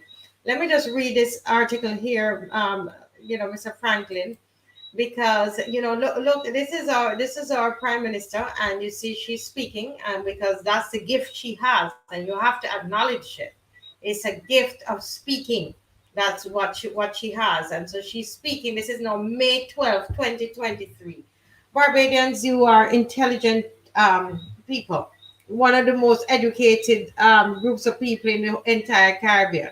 So look at this headline here. Barbados is halfway on the journey to being world class by 2030. And Lynette asked the question, in 7 years, look at where we are. Look at your own community. Look at what is happening, right? But we're going to be world class in 7 years. And this is what she said. This is May 20, right? Barbados has reached a staff level agreement with the International Monetary Fund following the first review of the extended fund facility and the resilience and sustainability facility arrangement after 8 successive quarters of economic growth. IMF's Deputy Division Chief Mission for Barbados, Pablo Mora, in making the disclosure during a press conference today at government headquarters, said the agreement was reached following productive discussions with government, and the reviews will be discussed at the board meeting in June. Commenting on the latest update, Prime Minister Mia Mottley said that 1 month shy of the first engagement with the multilateral financial agency, the country had recorded some positives. Emphasizing that Barbados was nowhere close to its goal of being world class in a number of areas by 2030, Ms. Motley quipped, "We were halfway on the journey." That's what she told them. We've But, seen but for the very first time, the lowest unemployment since 2007. That is no small achievement, she says. This is this year. We've also seen a return of confidence, I should say, by the domestic banking institutions in the domestic capital markets. And I want to thank the new governor and the previous governor for working assiduously, that's her favorite word, with the banks to bring them back to the table and to restore the confidence there. The Prime Minister also pointed out to other social and economic milestones that include, but are not limited to, increased minimum wages for some Barbadians, stabilizing the exchange rate, and ensuring adequate transport and sanitation services, while pursuing other growth opportunities in renewable energy, a new pharmaceutical sector, really, the establishment of a heritage economy, manufacturing, agriculture, and the new life sciences terminal opened last November. So this is all that all the reasons she's saying that Barbados will become world class by 2030. Mr. Franklin, you were saying something? Okay. wait, that was me that was saying something. I was saying that Okay. Okay. Go how, ahead. how can you be world class by 2030 when you got to pay about $827 million to the IMF by 2027? How can you be world class when the government has a deficit close to $1 billion? How can you be world class when the government is losing $1 billion in foreign exchange a year? How? Well, how is this world class thing defined? Because I know what the Human Development Index looks like, but what's this world class thing? This You is know, this it is just sounds like a marketing thing to me. It is not defined. I like definitions. I like you to tell me what world class is first for you to be there. Because world class what? World class prostitutes, because that's what it's trying to make this country. That was what they're begging. Because if you don't know what the definition is, you could very well meet it by 2030. If you don't know what it means, what does it mean? I know that when we were doing like trying to promote international business and whatever, we would say that Barbados is world class, has world class services, facilities, etc. But really, what does it mean for government in terms of being? I don't know what does it mean. What does world class mean? I don't know. In the context of the persons who are there, the IMF, the Director of Finance, the Ministers of Finance, one could only assume that they mean financially, economically, as one of the best places to live in the world for an individual or a citizen. They always talk about migration, so they're coming to get people to live here.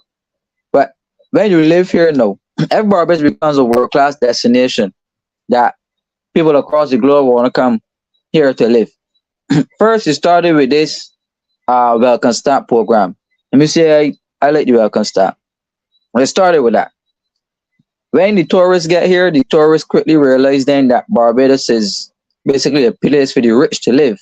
That if you don't got a high level of sustainable income, life is going to be hard for you because you will not get access to the same benefits that a regular citizen has. No, even the life as a regular citizen, they take away everything from you. It's slowing down your education, it's slowing down the healthcare, They're charging you more for the roads.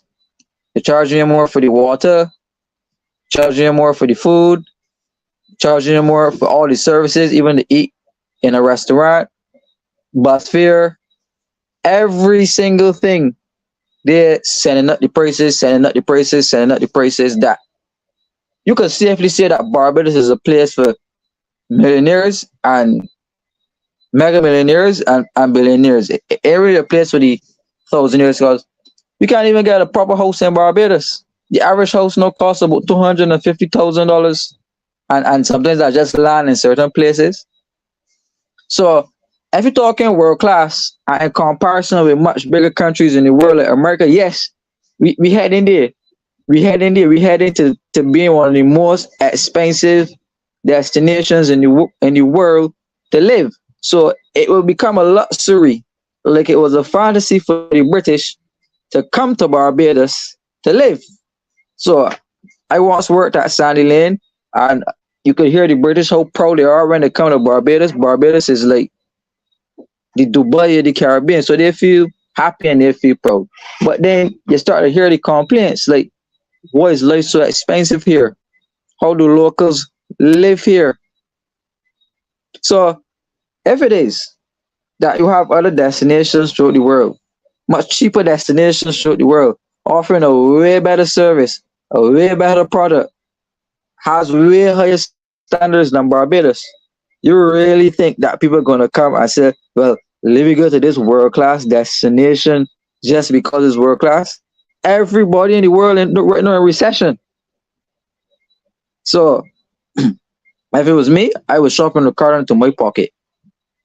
And I suspect that's the way that the world is going. So this world-class fallacy, I don't see it happening.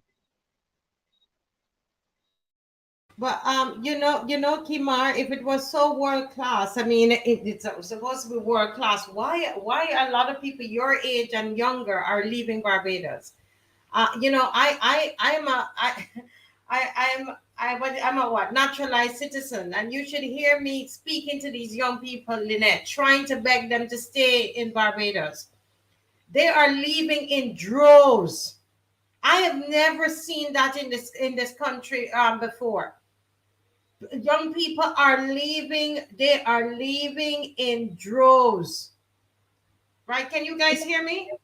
Yeah, it's true. It's true. Yeah, we But hear you so quite well. if it is, thank you. If it is so world class, why would they be leaving? I just had a young person here from Saint Vincent, and she was saying, "Auntie, the things are so expensive here."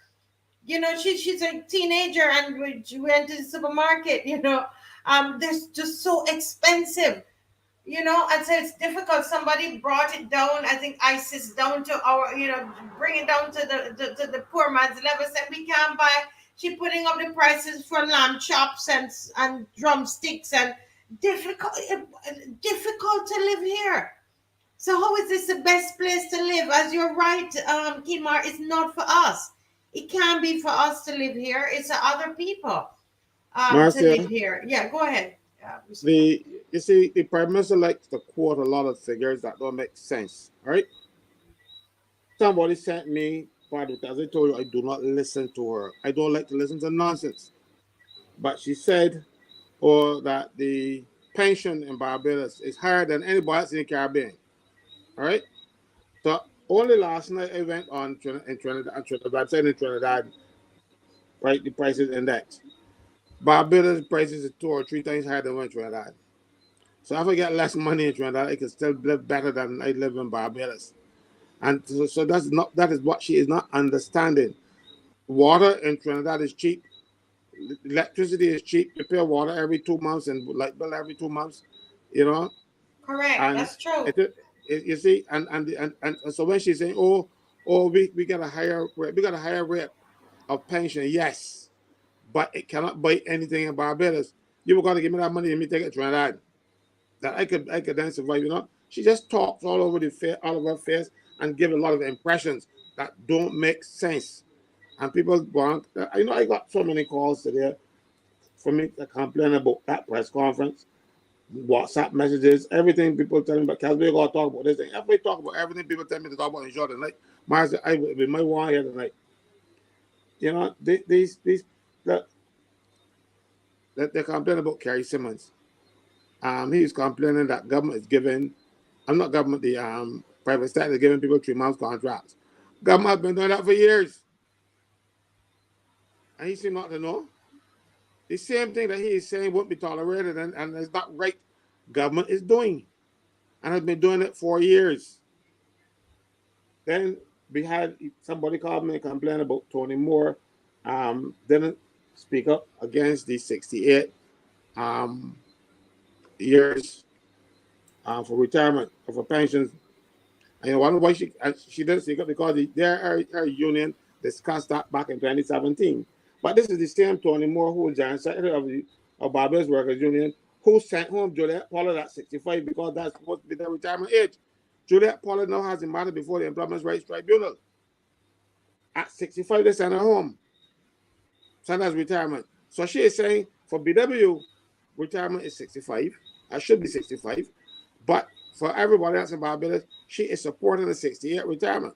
You see the inconsistencies of these people? And all of these things are things that people ask me to talk about tonight. And that's why I'm mentioning them before we reach 10 o'clock. You know, the people are not believing them, and people are bombarding me with information to put out there for other people to understand, for other people to hear. So she is losing ground in Barbados. One of the people still want to hear. The press conferences are not well, what do you call it, viewed. People don't pay her much money anymore. And she goes out there in a tirade.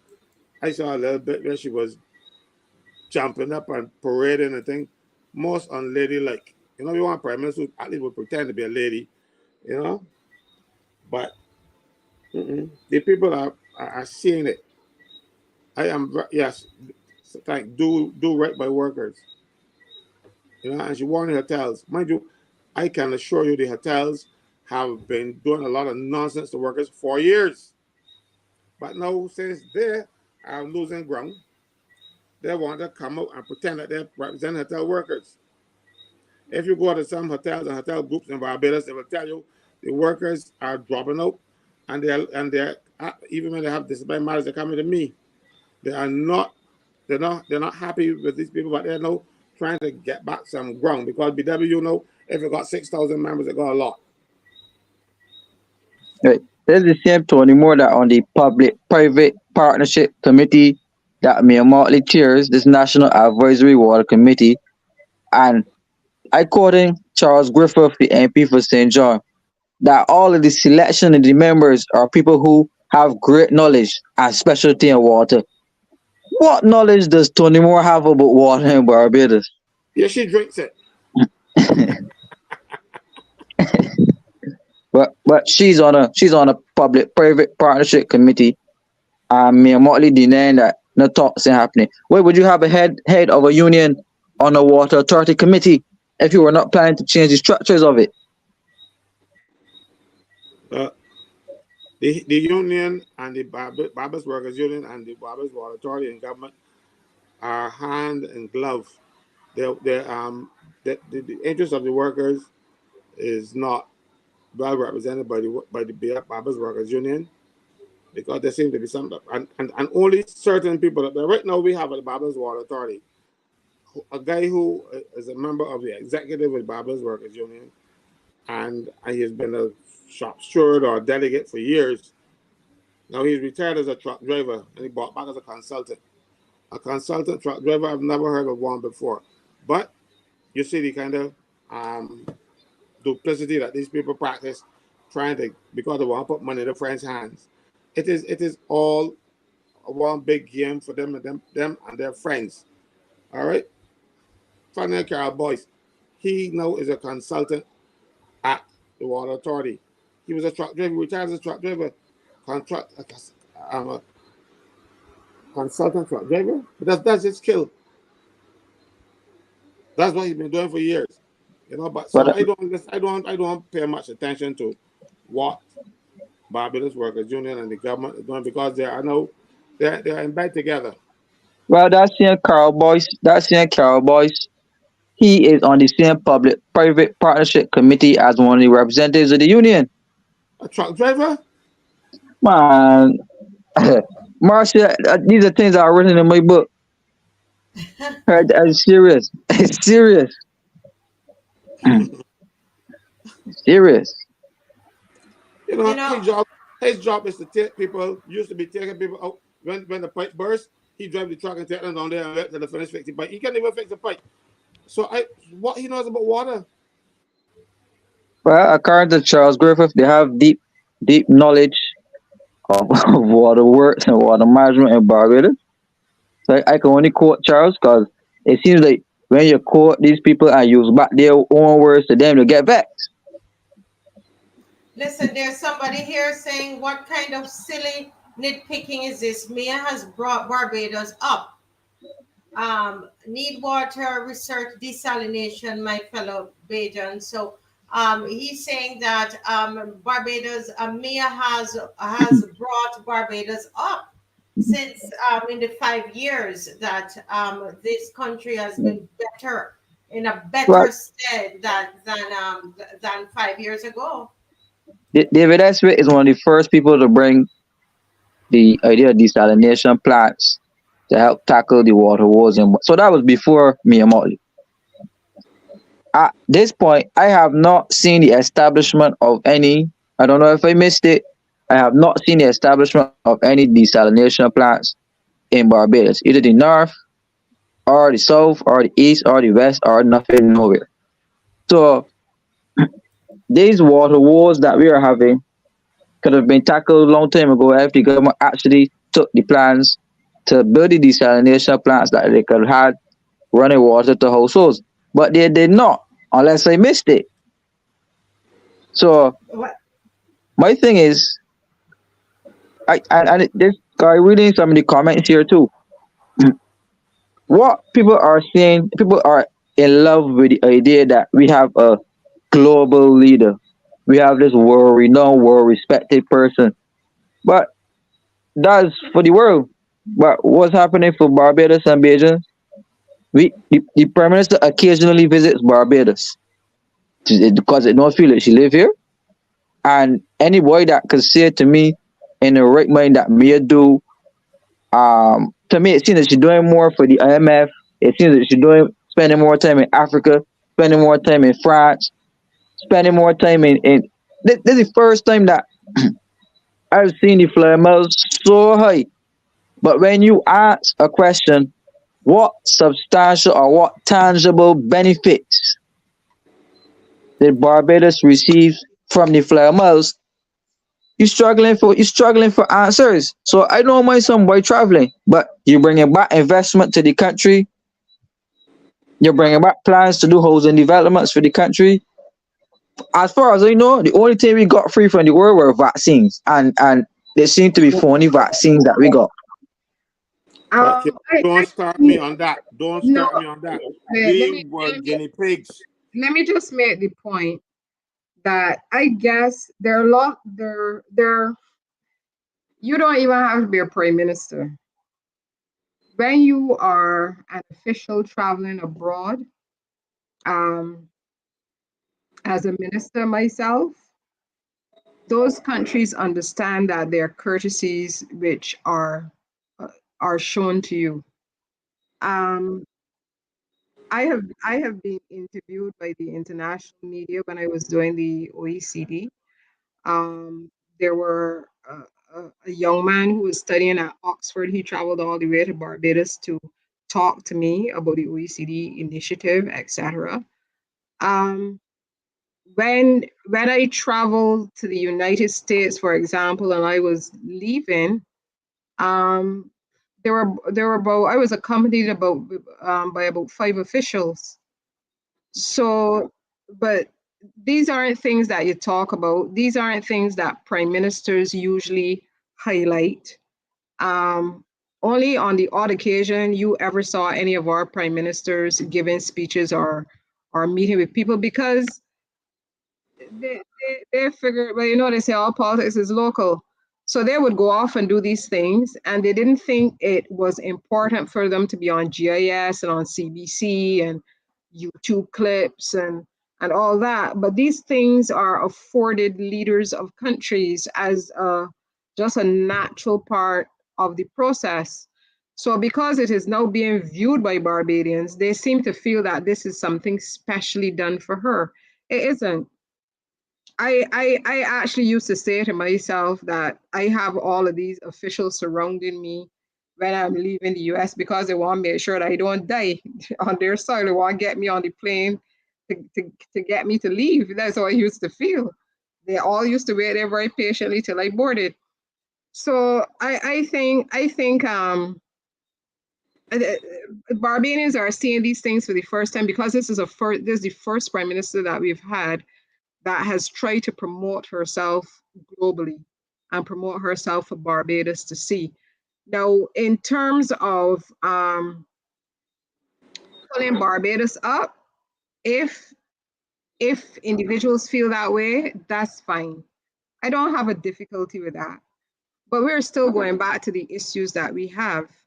And the issues have to do with accountability and transparency. Because those are the only things really that will discourage politicians and discourage those individuals who approach politicians to be involved in activity that is corrupt. That's the only way that we are going to be able to deal with those things, through transparency. And as I say, it's going to be better for the country and it's going to be better for the politicians. So, you know, we're not telling anybody that if they are in love with Mia to fall out of love with her, but we just want her to do the right thing, you know, and the right thing is to stop treating us like if we're children. So if you were going to take out a mortgage and you have a 5-year-old, you probably wouldn't discuss it with your 5-year-old. But we're not 5. If you were going to take out a mortgage, it is conceivable that you would discuss it with your 10-year-old, even your 9-year-old. You explain them what you're doing. So we're at the level where it seems as though we're 5 or 4 years old. We're not even being treated as though we're 10. These things are things that people want to see. Not everybody will want to see them. That is true. But the ones that want to, they need to be able to see. And as I said, these things are pretty standard in many countries, that you'll be able to see contracts. You're saying some deal is going on with the airport and nobody knows exactly what it is. You know, that's not right. That's wrong. And I don't know, who are you going to tell here that they should know better? We should know better in not asking for these things? No, it's all right. I actually, and I could let Cass go off to talk about the COVID and all that kind of thing. But remember, because there are a lot of things that come up that we don't recall. You recall that there was a company that was established to receive funds for the public of Barbados from overseas, etc. Whatever happened to that money? A company was set up, registered, incorporated at Kaipo. It received money from around the world. And as I told you, I Googled it and I found a couple of charities that had donated to Barbados. But there was never any accounting for that money. Where is it? Was it spent during COVID? Is there money left over? What are we doing with it? But the directors were all people from the private sector. They own the company, but the company was set up for the purpose of receiving funds for us in Barbados. So, you know, you would have people out there who came here and had a nice vacation because the person who cooked for them in the villa used to do nice seasoned fish for them that they love, and that's why they put the money in. Not because of the prime minister or any of the people who are directors of that company, but there has never been any accounting for how much money they got or how much money they spent or what they did with it. And now that you remind me of that, I have to go back and see if I can find the name of the company. I believe Andrew Malalu was chairing it, or he was on the board. But never any accounts into Barbados, and I don't. The money isn't theirs because they went out to get money for Barbadian people. So I would like to know where that money is. So that's basically what we're asking for. We're asking for accountability. That's what we're asking for. We have to know, and Barbadians have to get in to the notion that they must know these things. It's not picking on anybody. These are typical things that you do in serious countries. I mean, you can't want to compare yourself with the standout leaders in the world. And you're not following the principles that they follow. The New Zealand, for example, I saw that there was some effort to make a comparison between the Prime Minister of New Zealand at the time and this one. But when you look at the principles, the legislation that they have in place in Australia in terms of transparency, what we have here is a joke. So if you're going to compare yourself with that leader, you need to do the things that leader is doing. Is not just because you told them are women. It has to be the policies that you're putting in place. So it's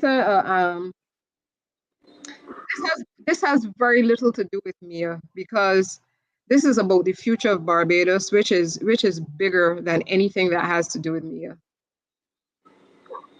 Lynette, somebody here is making a very important point. And I actually love what you just said, Lynette. But this person is saying that the director of finance was a member of that board. There should be a public disclosure of the use of funds. And I think that any well-meaning citizen of Barbados would not have a problem in asking someone asking for transparency. Senator Drakes, who's not on the program with us, we just read an article that she's asking for transparency. This was March 2023. There's some people who, you don't live here, and so you obviously you're reading what the international press is saying, but I would like for you to just please be in our shoes. We live here. We have to go to the supermarket. We're the ones with we know people with pig toilets still. We know the people suffering. We know we're the people that people come to when they need the children to get back to school in September. We live here. And so while you are seeing the headlines out there, please understand that there are real people who live in Barbados and are facing real issues. And so the people are asking of our government, we're saying of our government, whatever we feel about them and whatever party that they're from, we're saying of our government, we want transparency. There's some things I learned on this show. I mean, with the whole thing with White Oaks, that is screaming corruption. That the whole thing screams corruption, and we just went on. That was at the beginning of this government. It was screaming. The people, Caswell raised it. If you go online, you will see that Caswell raised a red flag about White Oaks. But it was also raised by external entities, raised the flag. But we didn't do anything because we were just so in love with this government. We didn't realize that there were some problems right at the bud, right at the beginning, and we got caught up with our first female prime minister, and that's fine. And we need to give her that. We need to give her that, and we need to honor her for that. We need to honor her for the fact that she's an excellent speaker, and she knows how to rub shoulders with everybody. You have to give that to her. But when we're now talking about the governing of a nation, we're talking about the government of a nation, and a nation is made up of people. There are people who live here. The nation is not just, we're not, somebody said, oh, you're a small country, somebody said, and the job of the prime minister is to put you on the map. Really? Is that what the role of the prime minister is? Is that what we've relegated the role of the prime minister to be? And so we have to understand, and as a people, to have some kind of sense of dignity about ourselves, that we need to ask questions, and need to be able to say to our leaders, we put you there, you need to answer these questions. What about the Freedom of Information Act that was supposed to, since 2016, it was being promised to Barbados, that we would have this in place. If we have it in place, we'll have a website, as I think you guys have been saying, that we could go and find all of these contracts will be there and everything, and we would know what is happening. So I think we need to be mature enough as we're looking at this, and not to see red and blue, red and yellow. Sorry, red and yellow. Right. To be able Marcia, to look at it for what it is. Go ahead, Kemar. Right. I want to make an observation. There was a hotel down St. Peter. I think it was the old, I don't know if it was the old Ammon or whatever, but a Sandals was supposed to go into this, on this property. Sandals Beaches, I think it was called. We had the Hyatt also. So those were two hotels started by the last government. Now, I can issue a disclaimer here and say that I am not necessarily a fan of some of the concessions that we give to hotels in Barbados to build them. My opinion on that is sometimes we are in a race to hit the bottom. So giving a hotel 25 years and 30 years tax-free, importing everything, VAT and duty-free, then they still turn around giving the best jobs to expats and non-nationals, excluding Barbadians for high-level management. I was never a fan of that, right? But when the government came in, the government was forced to repeal the bill that allows these hotels to have all of these concessions. And immediately you see Sandals Beaches just went crash, boom. Hyatt, crash, boom. And all two of them still in a state of nothingness, really. No, my thinking here is if you are bringing so-called hotel development, right, and they during that time walk all about the globe and tell investors don't invest in Barbados, hold back your money until we get in government, and then when we get in, then you could spend and we would incentivize to spend in Barbados, right? So again, they came out to promise all of these jobs to the people in Nelson Street and surrounding areas on the Hyatt. They say the Sandals Beaches. They even included them in these budget stimulus packages that they had. All of these promises for investment and jobs and everything, but nothing still could not happen. One, the reason was the IMF have their hands tied behind the backs, so they can't depend the government funds to go and build hotels for these investors, and then the investors come and take them over, and they get a free building and free property with the government. That can't happen no more. So now they're struggling to find people who would actually partake in the corruption, where they could do kickbacks and kick forwards or whatever to be able to get these properties to go up in the air. So you clearly see them struggling right now for investors. It's not like Sam Lars where the Chinese built that, and the Chinese would do direct funding. So they're struggling to get investors, not because there's really a lack of investors, They're struggling because when you have these huge types of developments, those are the perfect nesting holes for corruption, the perfect nesting holes for kickbacks. Check back through the political history of Barbados. A lot of funds leaked out during hotel projects, the building of hotel projects. So we are seeing it now with Kinch. We're seeing it now, government headquarters to be sold. We're seeing it now, the immigration building to be sold. We're seeing the Ministry of Agriculture on the opposite side of the road, that to be sold, Kensington Oval, East Coast. So my thing is, we also need to look at who's investing in Barbados and whose money we take. Look at Vico, the company with the that has the contract for the prison. We still, I don't know, but we're supposed to be still paying $30 million for a prison every year.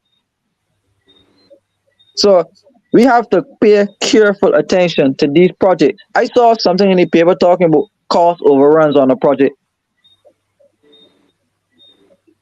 The last government, but the one before the DLP, I think it was over $707 million in cost overruns.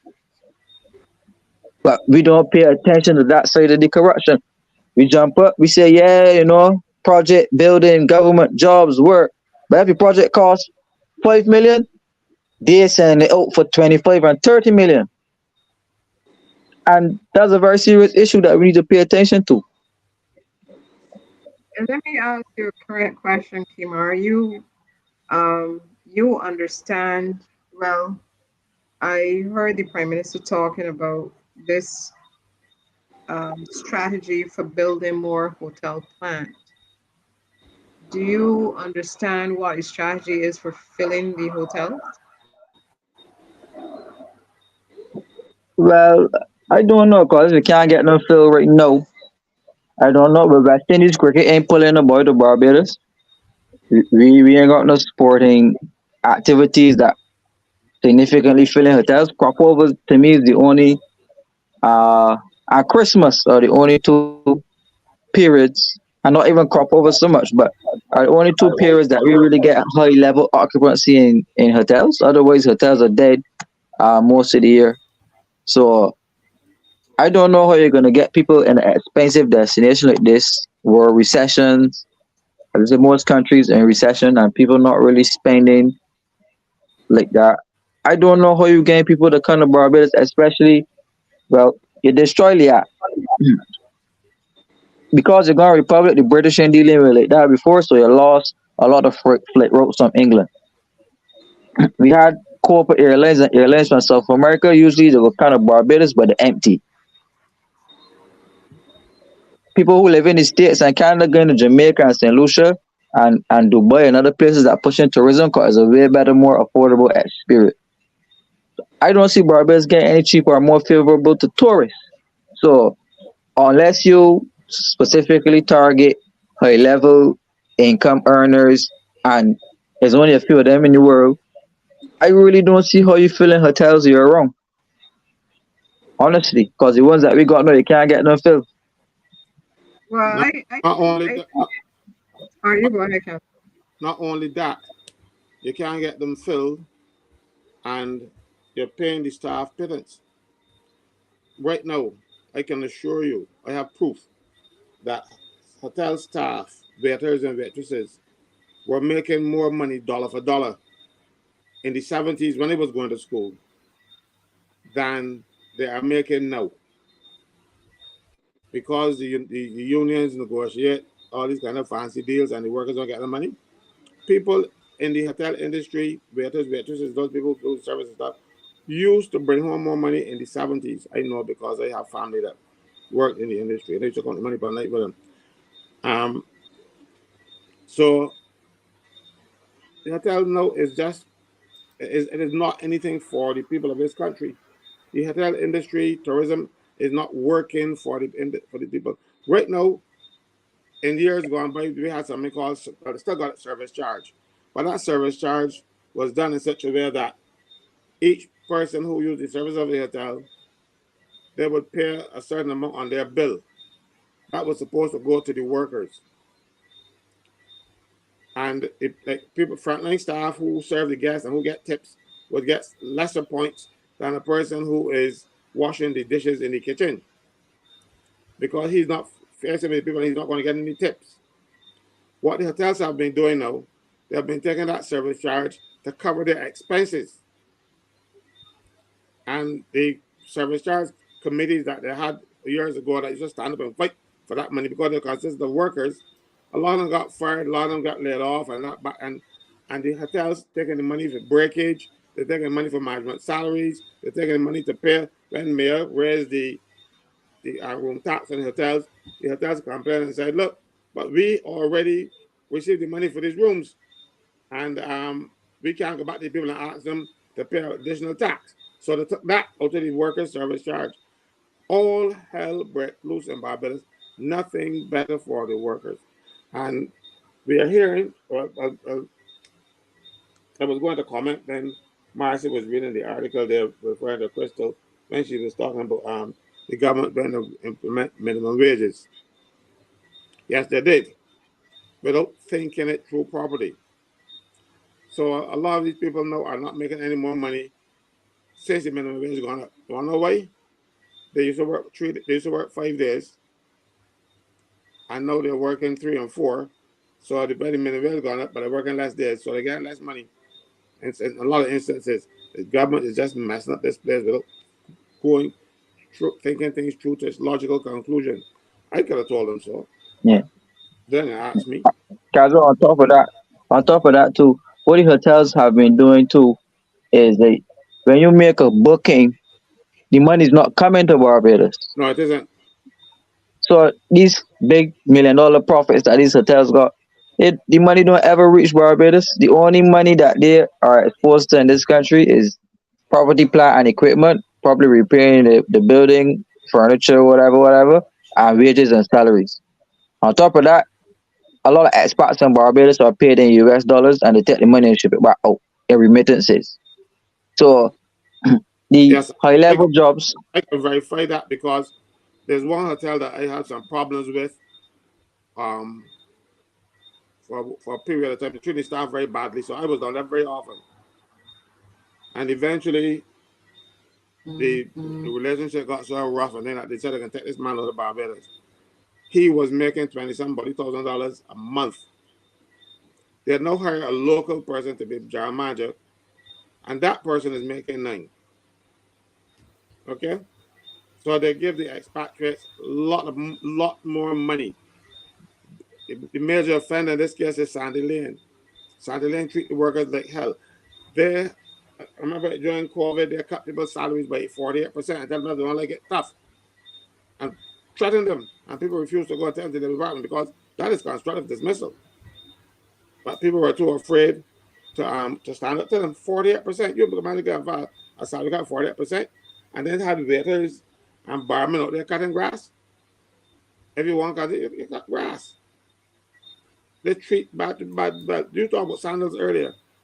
Every day I get a complaint for somebody from Sandals how they treat them. Mind you though, it is the Belgians, black staff that treat them badly for them, because they are supposed to be like the house niggers, and they treat the staff very badly. Every day. I'm not exaggerating, Sometimes more than one a day. Sandals treat their Belgian staff so badly, it's funny, and they get nice concessions to do it. Lord help us here. Marcia, I got a little time to go over something we did last Friday, because a lot of people have been asking me about this national insurance thing. So if you guys grab me to do that a little later on, I won't mind, because I've been getting a lot of people have been calling and asking about it. We're going to give you some time to talk about the national insurance, because I know we're talking a lot about the transparency issues and so on. And I'm going to just make this comment and then over to Lynette, and then we're going to go back to you, okay? No, KEMAR, and then we will give you the floor, Mr. Franklin. I want to ask, I'm listening, and I'm reading the comments here. And I want to ask Barbadians a question. All of us, I'm Bajan too. I want us to think about Bridgetown. How do we really feel about Bridgetown? How do we feel about the face of Bridgetown being changed? Okay, just stop for a moment and think about that. How do you feel about the repurposing of the let me turn off some of these mics. See if that will help me. Okay. How do we feel about like the repurposing of the Barbados Defense Force, as the Prime Minister says, to be made into some kind of tourist you know, building establishment. We don't know. I don't know if it's a hotel as well. But the plan, based on what we saw on this show, and we know everybody's now talking about it. Everybody talking about it. Bridgetown will be filled with hotels. Even the government headquarters. I did not believe it until KEMAR showed it to me. Be honest, I could not believe it. I sat here and searched her to see it with my eyes.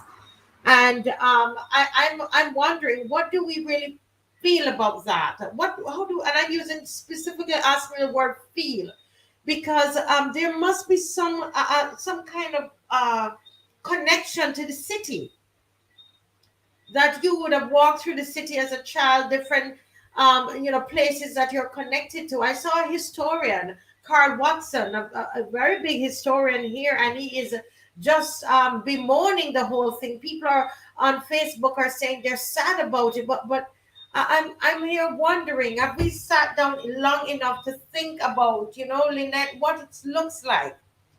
Kimar, what does that look like? What are we? Do we know of any place? Somebody said it's gonna look like Dubai. Is that what we want for Barbados? Is that do we really want that? And I'm asking this, Mr. Franklin, because I want to know what is, and we're also talking a lot tonight about transparency. We're talking a lot about accountability. And I want to know what is really what are we really marching for on Saturday? Will it only be about, will it be about the NIS and the pensions? It's just a thought that's going in my mind, because I wasn't born here, but already I've become attached to Bridgetown and what it looks like, you know.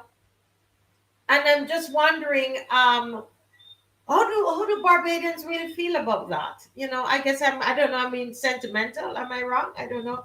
Kimar dropped out. Lynette, you want to jump in that and see if you can answer?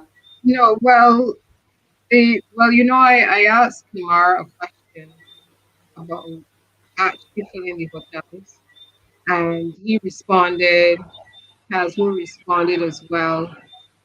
I think there's this old fashioned notion that you have from ministers of finance that you're supposed to engage in capital works projects. So it seems as though that is what is happening. So you just build buildings. You're building buildings, and the the idea that tourism isn't working for us, this has been around for the longest time. We've known for the longest time that the money doesn't come here. Most of the money that comes here is really to pay basic expenses, like pay salaries, do a little work. Um, for years now, the people have been buying the hotel room abroad, and the foreign exchange doesn't come here. The other thing is that the hotels get so much concessions that they don't actually pay taxes. So there are no taxes. And then you're not paying people any high salaries. So those people probably, many of them, maybe they don't pay any taxes at all because they don't reach the threshold. So when they get the allowance, then they don't pay any taxes. So you have hotel plant there that really is not beneficial to Barbados overall. And we have known this now for a very long time. If not, I don't know, it could be 20, 30 years. The idea always was for government to wean itself off of this over dependence on tourism, and nobody has done it. That's the problem. Nobody has done it. You will have to go through a process where you gradually reduce the allocation to tourism, and you apply it elsewhere. We have areas like creative sector, technology especially. Technology is big because every single thing that you do in the world you can develop some kind of application for now, and there are Barbadians and people in the Caribbean who can do it. And it just baffles me as to why the governments just would not do it. They just continue to focus on this thing about building hotels where you actually don't need all of that hard plan anymore, especially in a small country like Barbados. We're talking about sustainable development. So it just baffles me as to it just seems to be old-fashioned thinking in terms of developing the economy. So then when you get to Bridgetown now, you're asking me about what it will look like. I have no idea because I don't know what they plan to do. Do you know what they plan to do? I don't. You just hear little things here and there. They plan to do this there and this thing the next place. But I'm not sure. What I know is that for a city to really thrive, to live, it is best if you have a number of different types of activities going on in the city.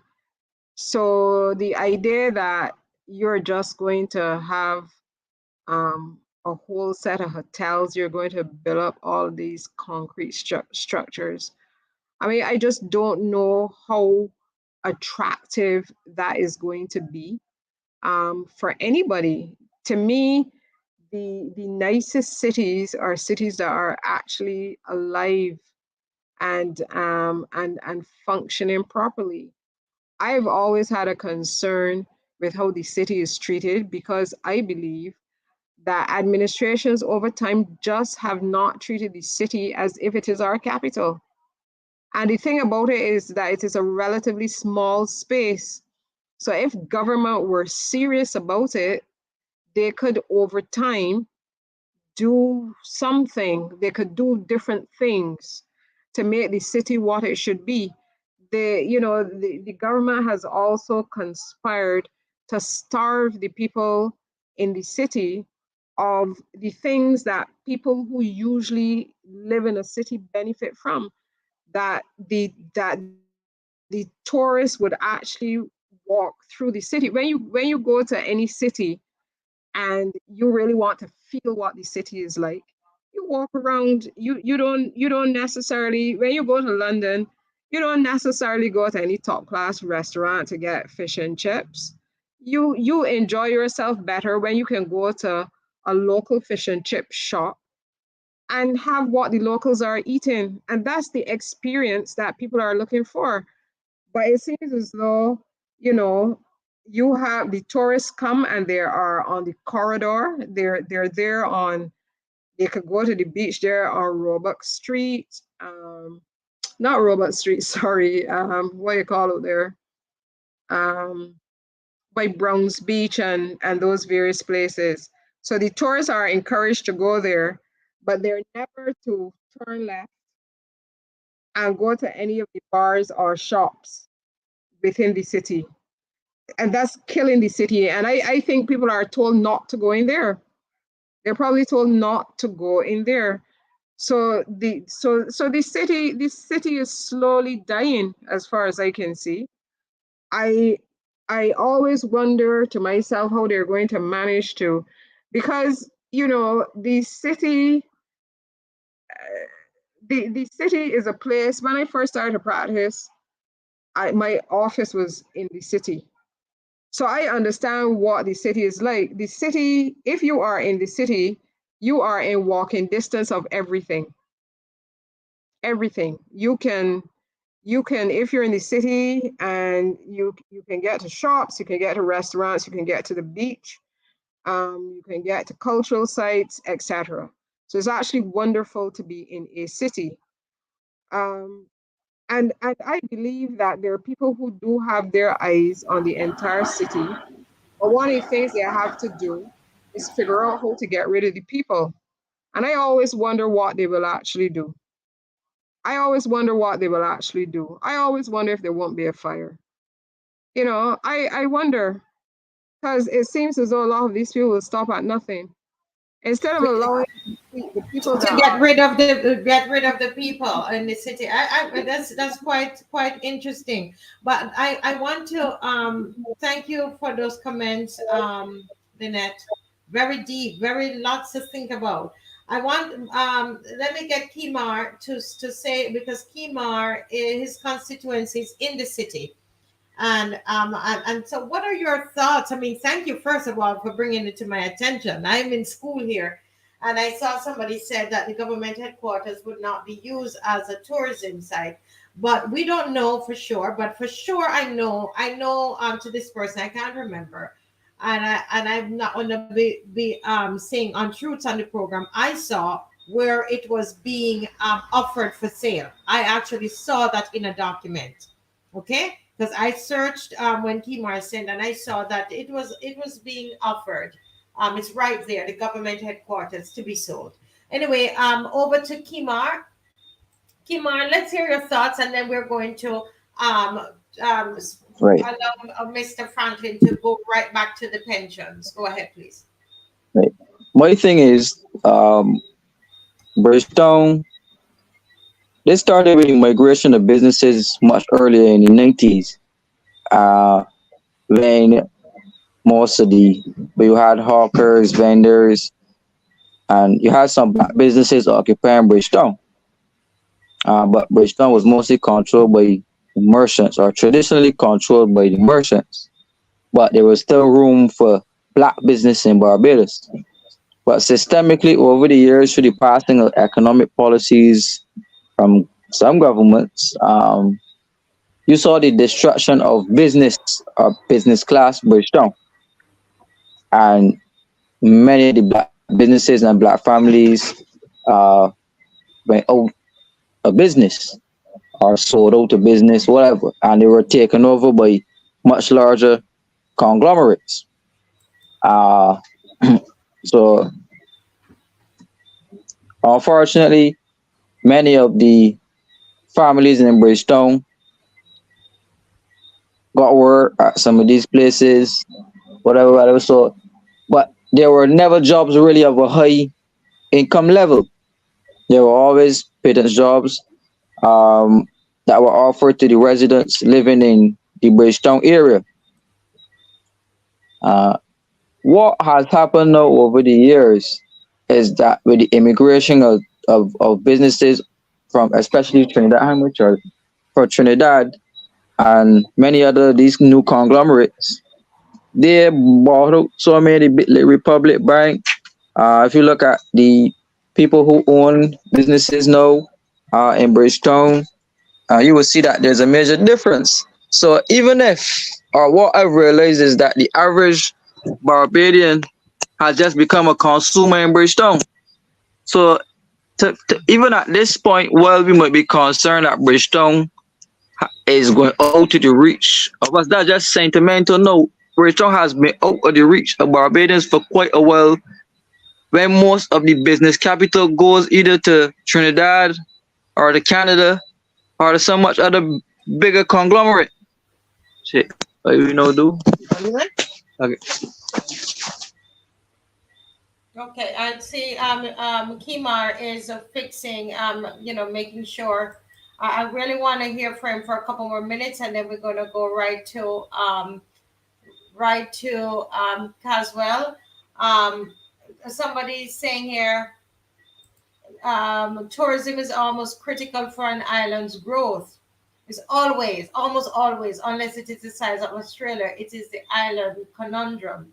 I think though what they're saying is that it's a diversification of the economy, and we who are living here in Barbados, what we're saying is that tourism, nothing much is happening with tourism. If you look at what's happening for example, Antigua and other islands, Barbados is behind. So it's not, and I know we talk about COVID and so on, but a lot of, those islands recovered and bounced back. So it still goes back to governance and what's happening. We lost one of our best, brightest minds in tourism to it's Antigua, I think, or Grenada, and they're doing better than we are doing. So you know, so all of that, I think that we have to take that um into consideration. All right, I'm still waiting for thing to come back, No, so but can I just make the point there on tourism? Nobody is saying that you would not have a tourism industry. People seem to forget that there's a big tourism industry in London too. But they also do financial service. They also provide educational services. They provide a variety of things, so they're completely diversified. If you take the whole of London and you, well, I don't know if it's bigger than Barbados or what it is. So you're not saying that you're not going to have a tourism industry. Nearly every country in the world does. Tourism is big in England. You think that you think they just have those massive coronations and stuff like that for fun? All of that is part of the pageantry that they have, television rights that these things go all over the world. People came to see the coronation, all those things. So what we're saying is that governments need to diversify away from tourism and have a number of things so that you don't put all your eggs in one basket. It is simple, but those things, if you're going to diversify, those things require heavy lifting. And every prime minister worth his salt in the past has had to deal with that, the diversification. So sometimes they're not industries that are going to last forever, but every new prime minister has to find some new way of raising new money. And unfortunately, that is not happening. That's why we have a problem. That's why we even have a problem with the NIS.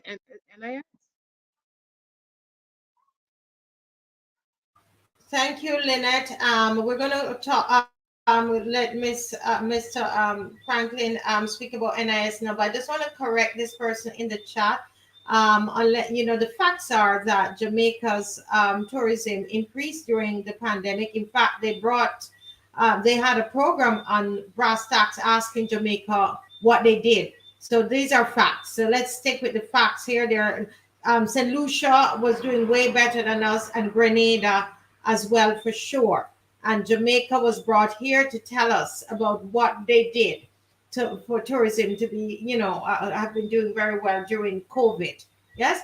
But Mr. Franklin, we have this march coming up September 2nd, and we know for sure we're going out there about the pension reform and the NIS reform.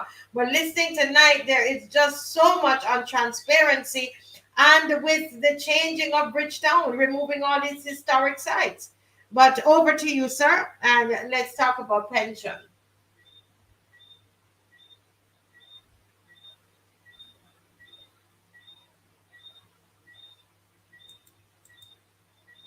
Your mic is not on, Caswell.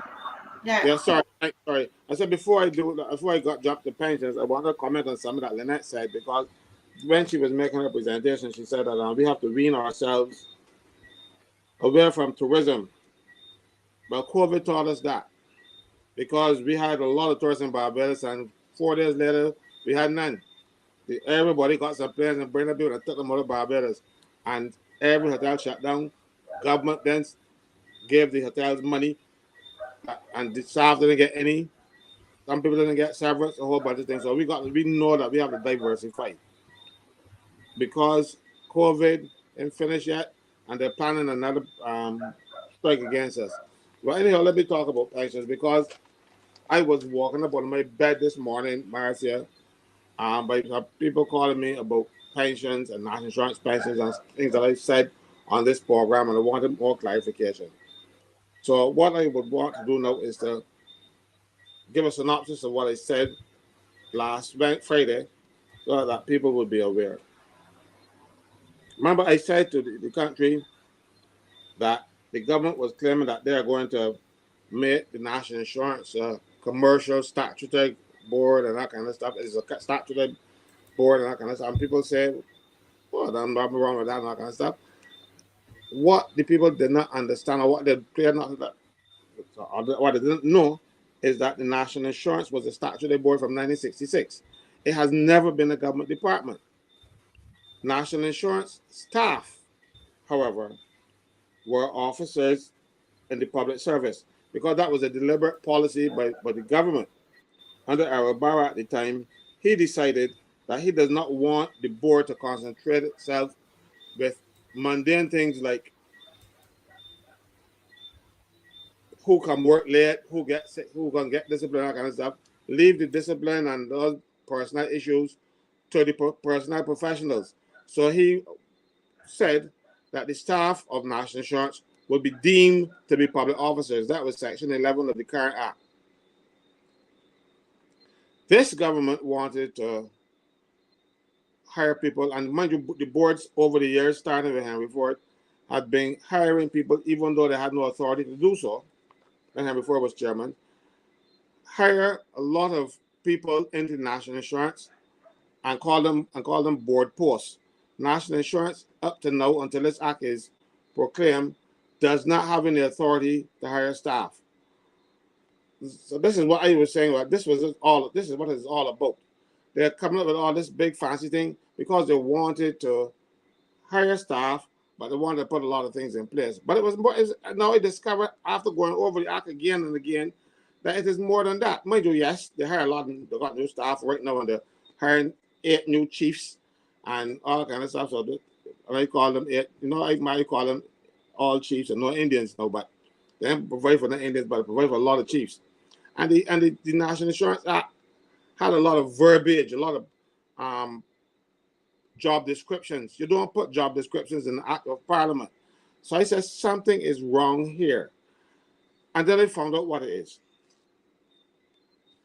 Section 8 of the National Insurance and Social Security Amendment Act 2023 provided that in parts 2 to 6, wherever you see the word board, you will substitute the word state.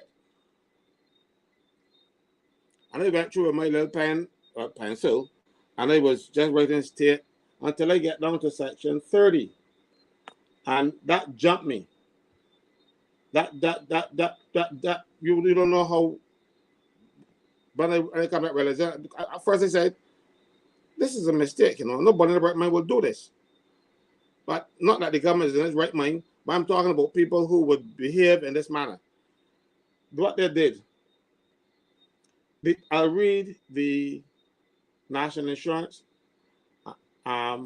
section here, that is the current extension. It says, for the purposes of this act, there shall be established under the control and management of the board, meaning the National Insurance Board, a fund called the National Insurance Fund. But you must remember now that I told you that they said wherever you see the word board, you change it to state. So this act will now read when it comes into force. For the purposes of this act, there shall be established under the control and management of the state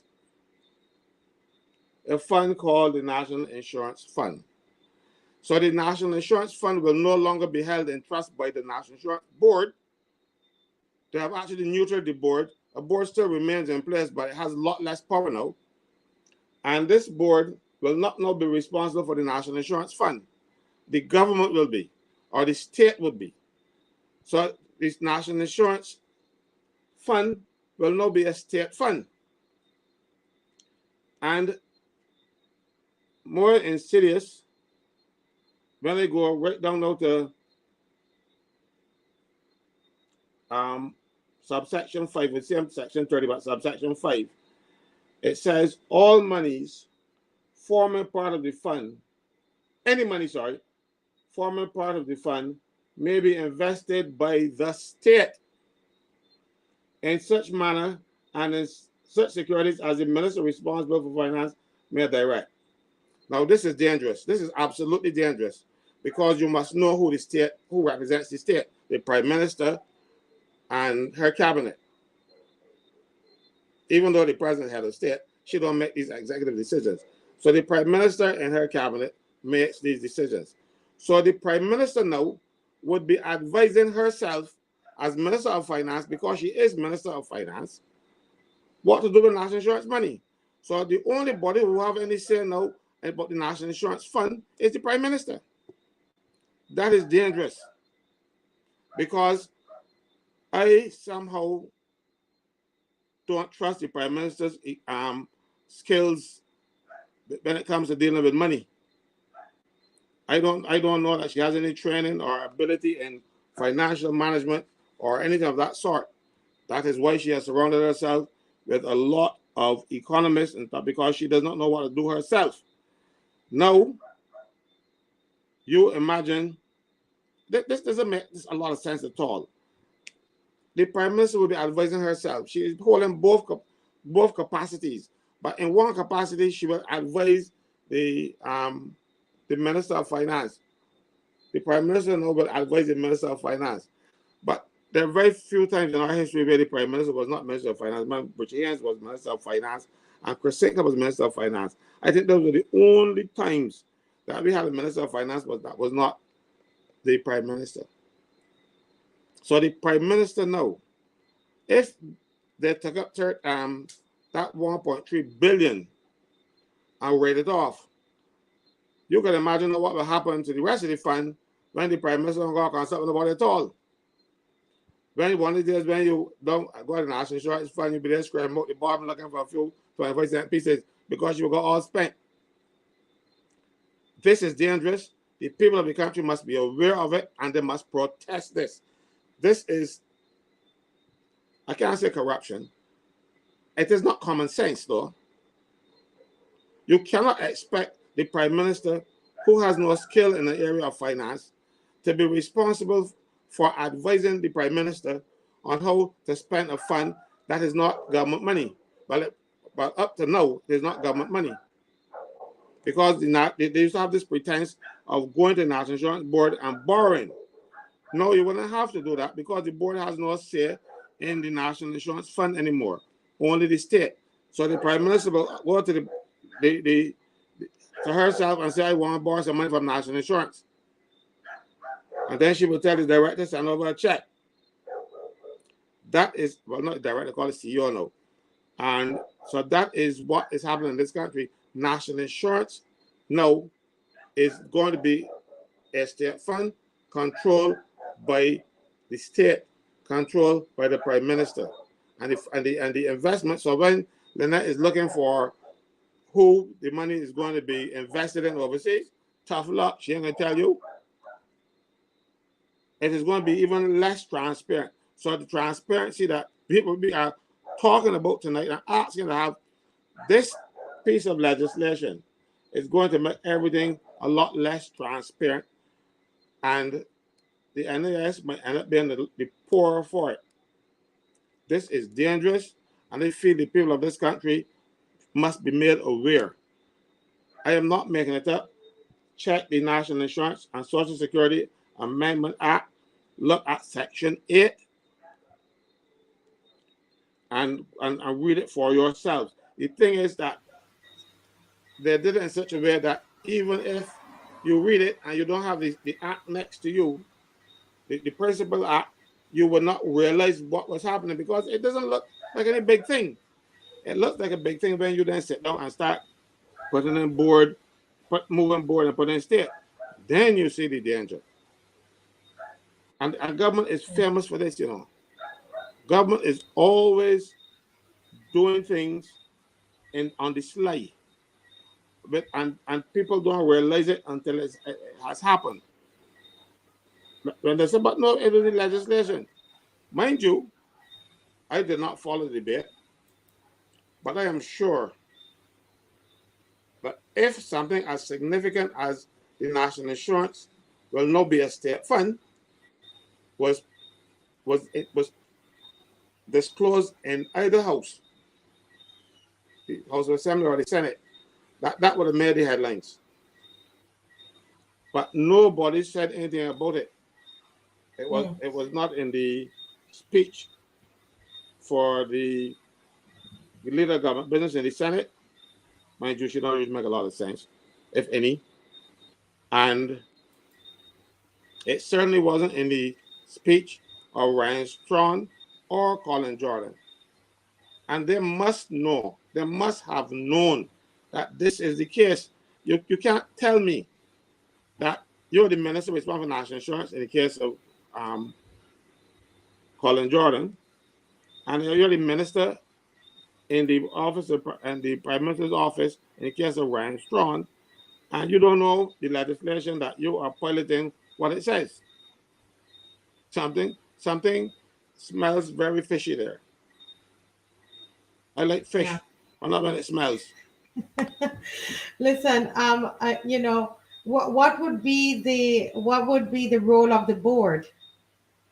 Well, the board will have mundane things to do. You know, like they will decide if a person is still self-employed. You know, because we have a lot of people in Barbados who say that they are giving people um, contracts. Not only the National Insurance Board is authorized to say if you are working in a contract of service or you are working as a contract for services. But they will still can't do things like that. So you would be able to say, no, that person is an employee, that kind of thing. You know, that we're not, but their main job is to handle the fund. But the government just took it away. That is why Barrow said he didn't want them to concentrate on anything else. He wanted to concentrate on the fund. That's why they weren't given the personnel role, like every other statutory board in Barbados. Because, but they tricked me, you know. When I read this legislation, I had to read it over and over before I realized that I knew there was a trick. Because I know this government. I've dealt with them from in the Senate, and I know that I always have something hidden. And that caused me to sit down and spend a little time going through the amendments and actually writing them in to see what it says until I jump when this thing actually jumped me, because I don't feel anybody with any integrity will do something like that. But Yeah. that is only my feeling. You know, and that's one of the reasons, you know, that we are going out on Saturday, September 2nd, 2023. We are back out there. I told you at the beginning of this program that this is the Jericho March. And Lynette, how many times did they march around the walls of Jericho? Was it seven Seven. times? Seven. I Seven. couldn't remember today. 7 times they march around the walls of Jericho. And it was a lot of people they walk around and until the walls fell. And I'm saying to Barbadians, don't get weary.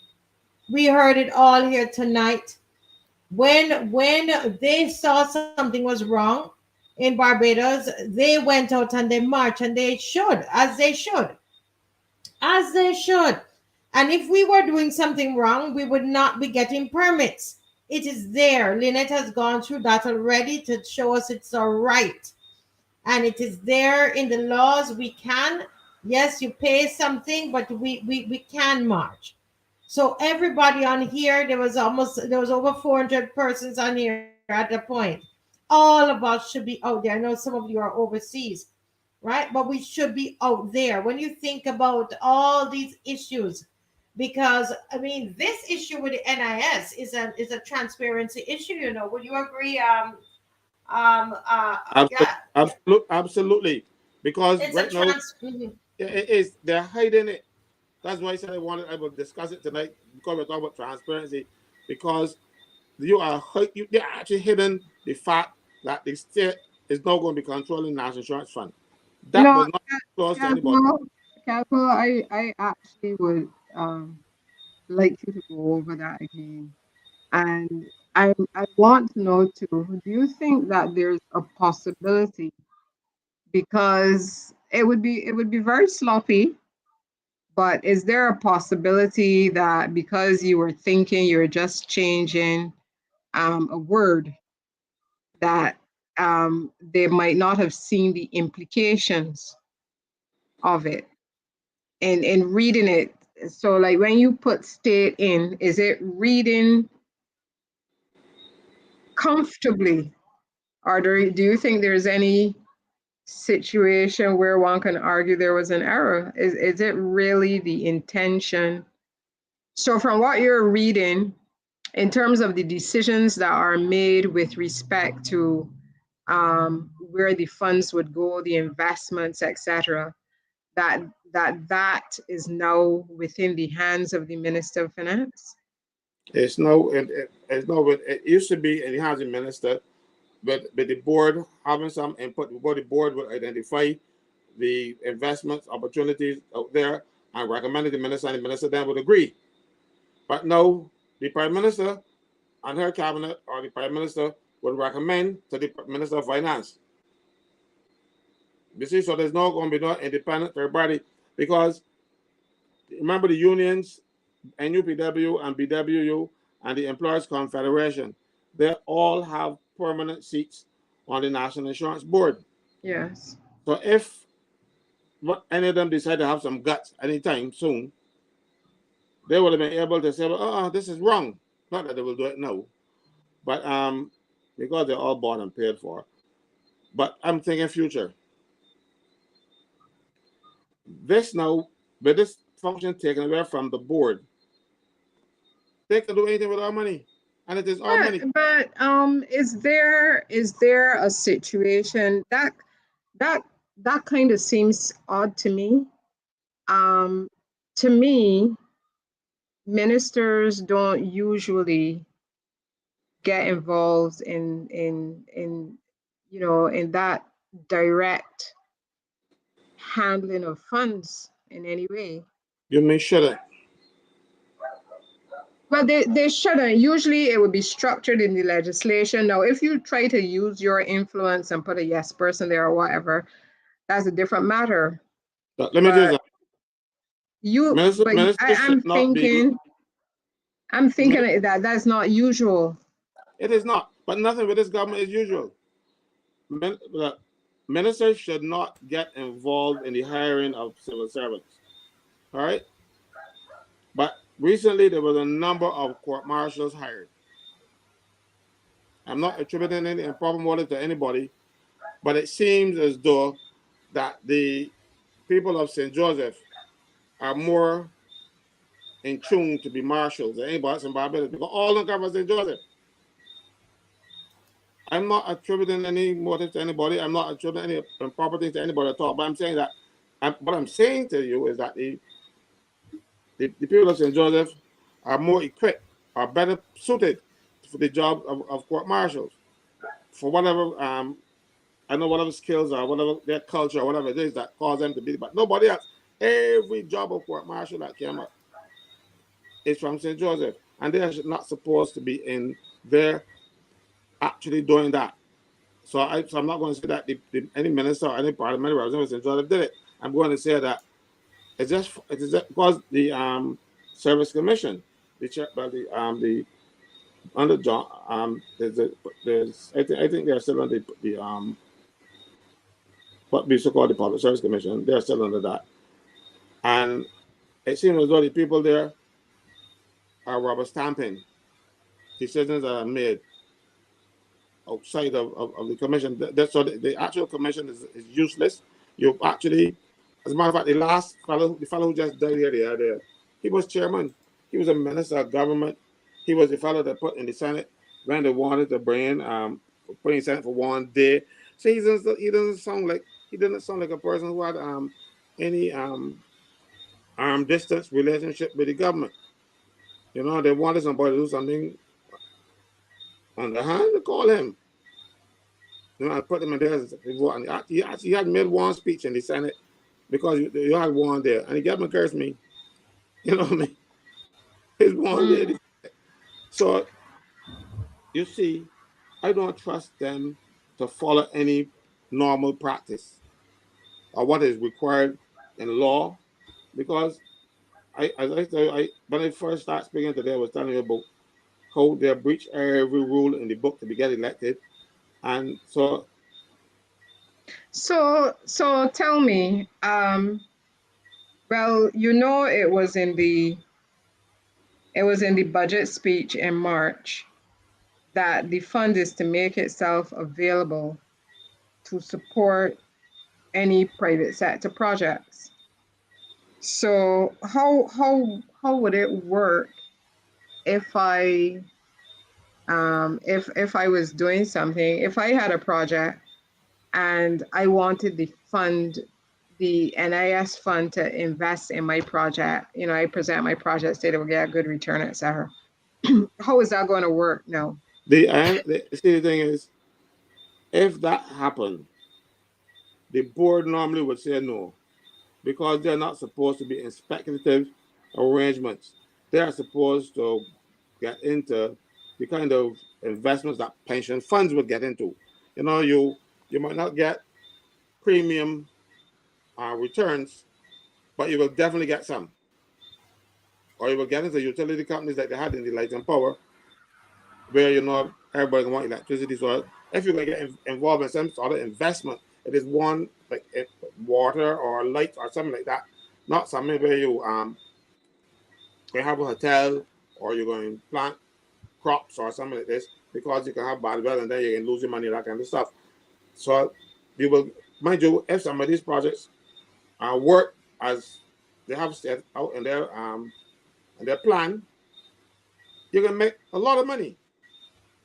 But if they don't work, you can lose everything. So national insurance is not about losing everything. So they invest in safe or relatively safe investment. It is not, national insurance is not a venture capital fund. You need another, that is not, you need another type of investment vehicle when you want to get into those kind of risk.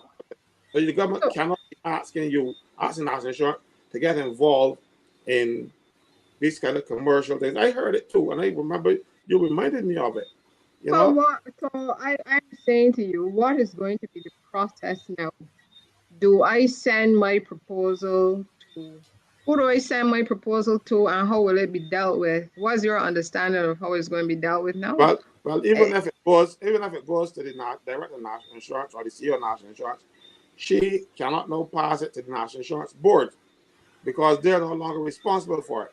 She was sent to government headquarters, and the state would advise the prime minister or the minister of finance if to go and speculate.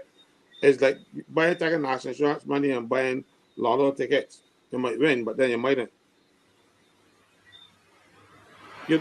That's what I'm telling you. Well, you know, that sounds very worrying to me. Not you one, me too. And I told you, this morning I woke up to the telephone, somebody asking me about it, because that fella couldn't let me sleep a little half an hour longer, because it was bothering him and he was waiting to talk to me about this, and he was hoping, well, look, I hope Caswell up now. Because the call about it, I got so many WhatsApp messages about it. All these things, business are worried. Because right now you are playing with my lifeline, you know. Because when people say that cliche song that they have, it is more than a contribution, it's your lifeline. It is. It is for the average working class person in Barbados. The people who are making minimum wage, the people who are making less than $5,120, it is their lifeline. A lot of them cannot afford anything else than national insurance. National insurance, if not for national insurance, these people would be paupers, because most of the people in Barbados right now in the lower levels of society, and I thought the vast majority of people, they live from paycheck to paycheck. Now, when you start getting a paycheck, you expect to get a pension check for national insurance. But if the government go and speculate with that money, what will happen? What they will do, like they do now, they change the way you compute the fund so you get less money. So this is dangerous. No, Everybody works. It is very, very dangerous, because you're asking politicians to make decisions about a fund. So there can only be political decisions. Yeah. There'll be political decisions. Guys, we are a minute away. Lynette, sorry to cut you. We are a minute away from our 10 o'clock. We have to preserve our energy, because this is our March week. So you know, we're gonna have to be out a couple nights. So people are here, they are encouraging, you know, others on the live to come out. I know some of you are watching from overseas, those of you are in Barbados. Come on, guys, let's do this. Let's do this. This is not the time to sit down and not come out. You hear the comments that she said it's just a handful of people. All right. And I, you know, when we had almost the 400, it's a small amount, but it's not bad. It's not a handful. And I think if people were not afraid of victimization, you would have had more people out there. And but we've been out there. We're fine. You know, come on out. Sometimes it's perceived, and it's your perception. Right? So come out on Saturday. Bring somebody with you, man. It's a nice atmosphere. They're even asking about a different route. I don't know. I don't know if it's going to be hard to get a different route now. But and they wanted, people are wanting to march until the walls come down, right?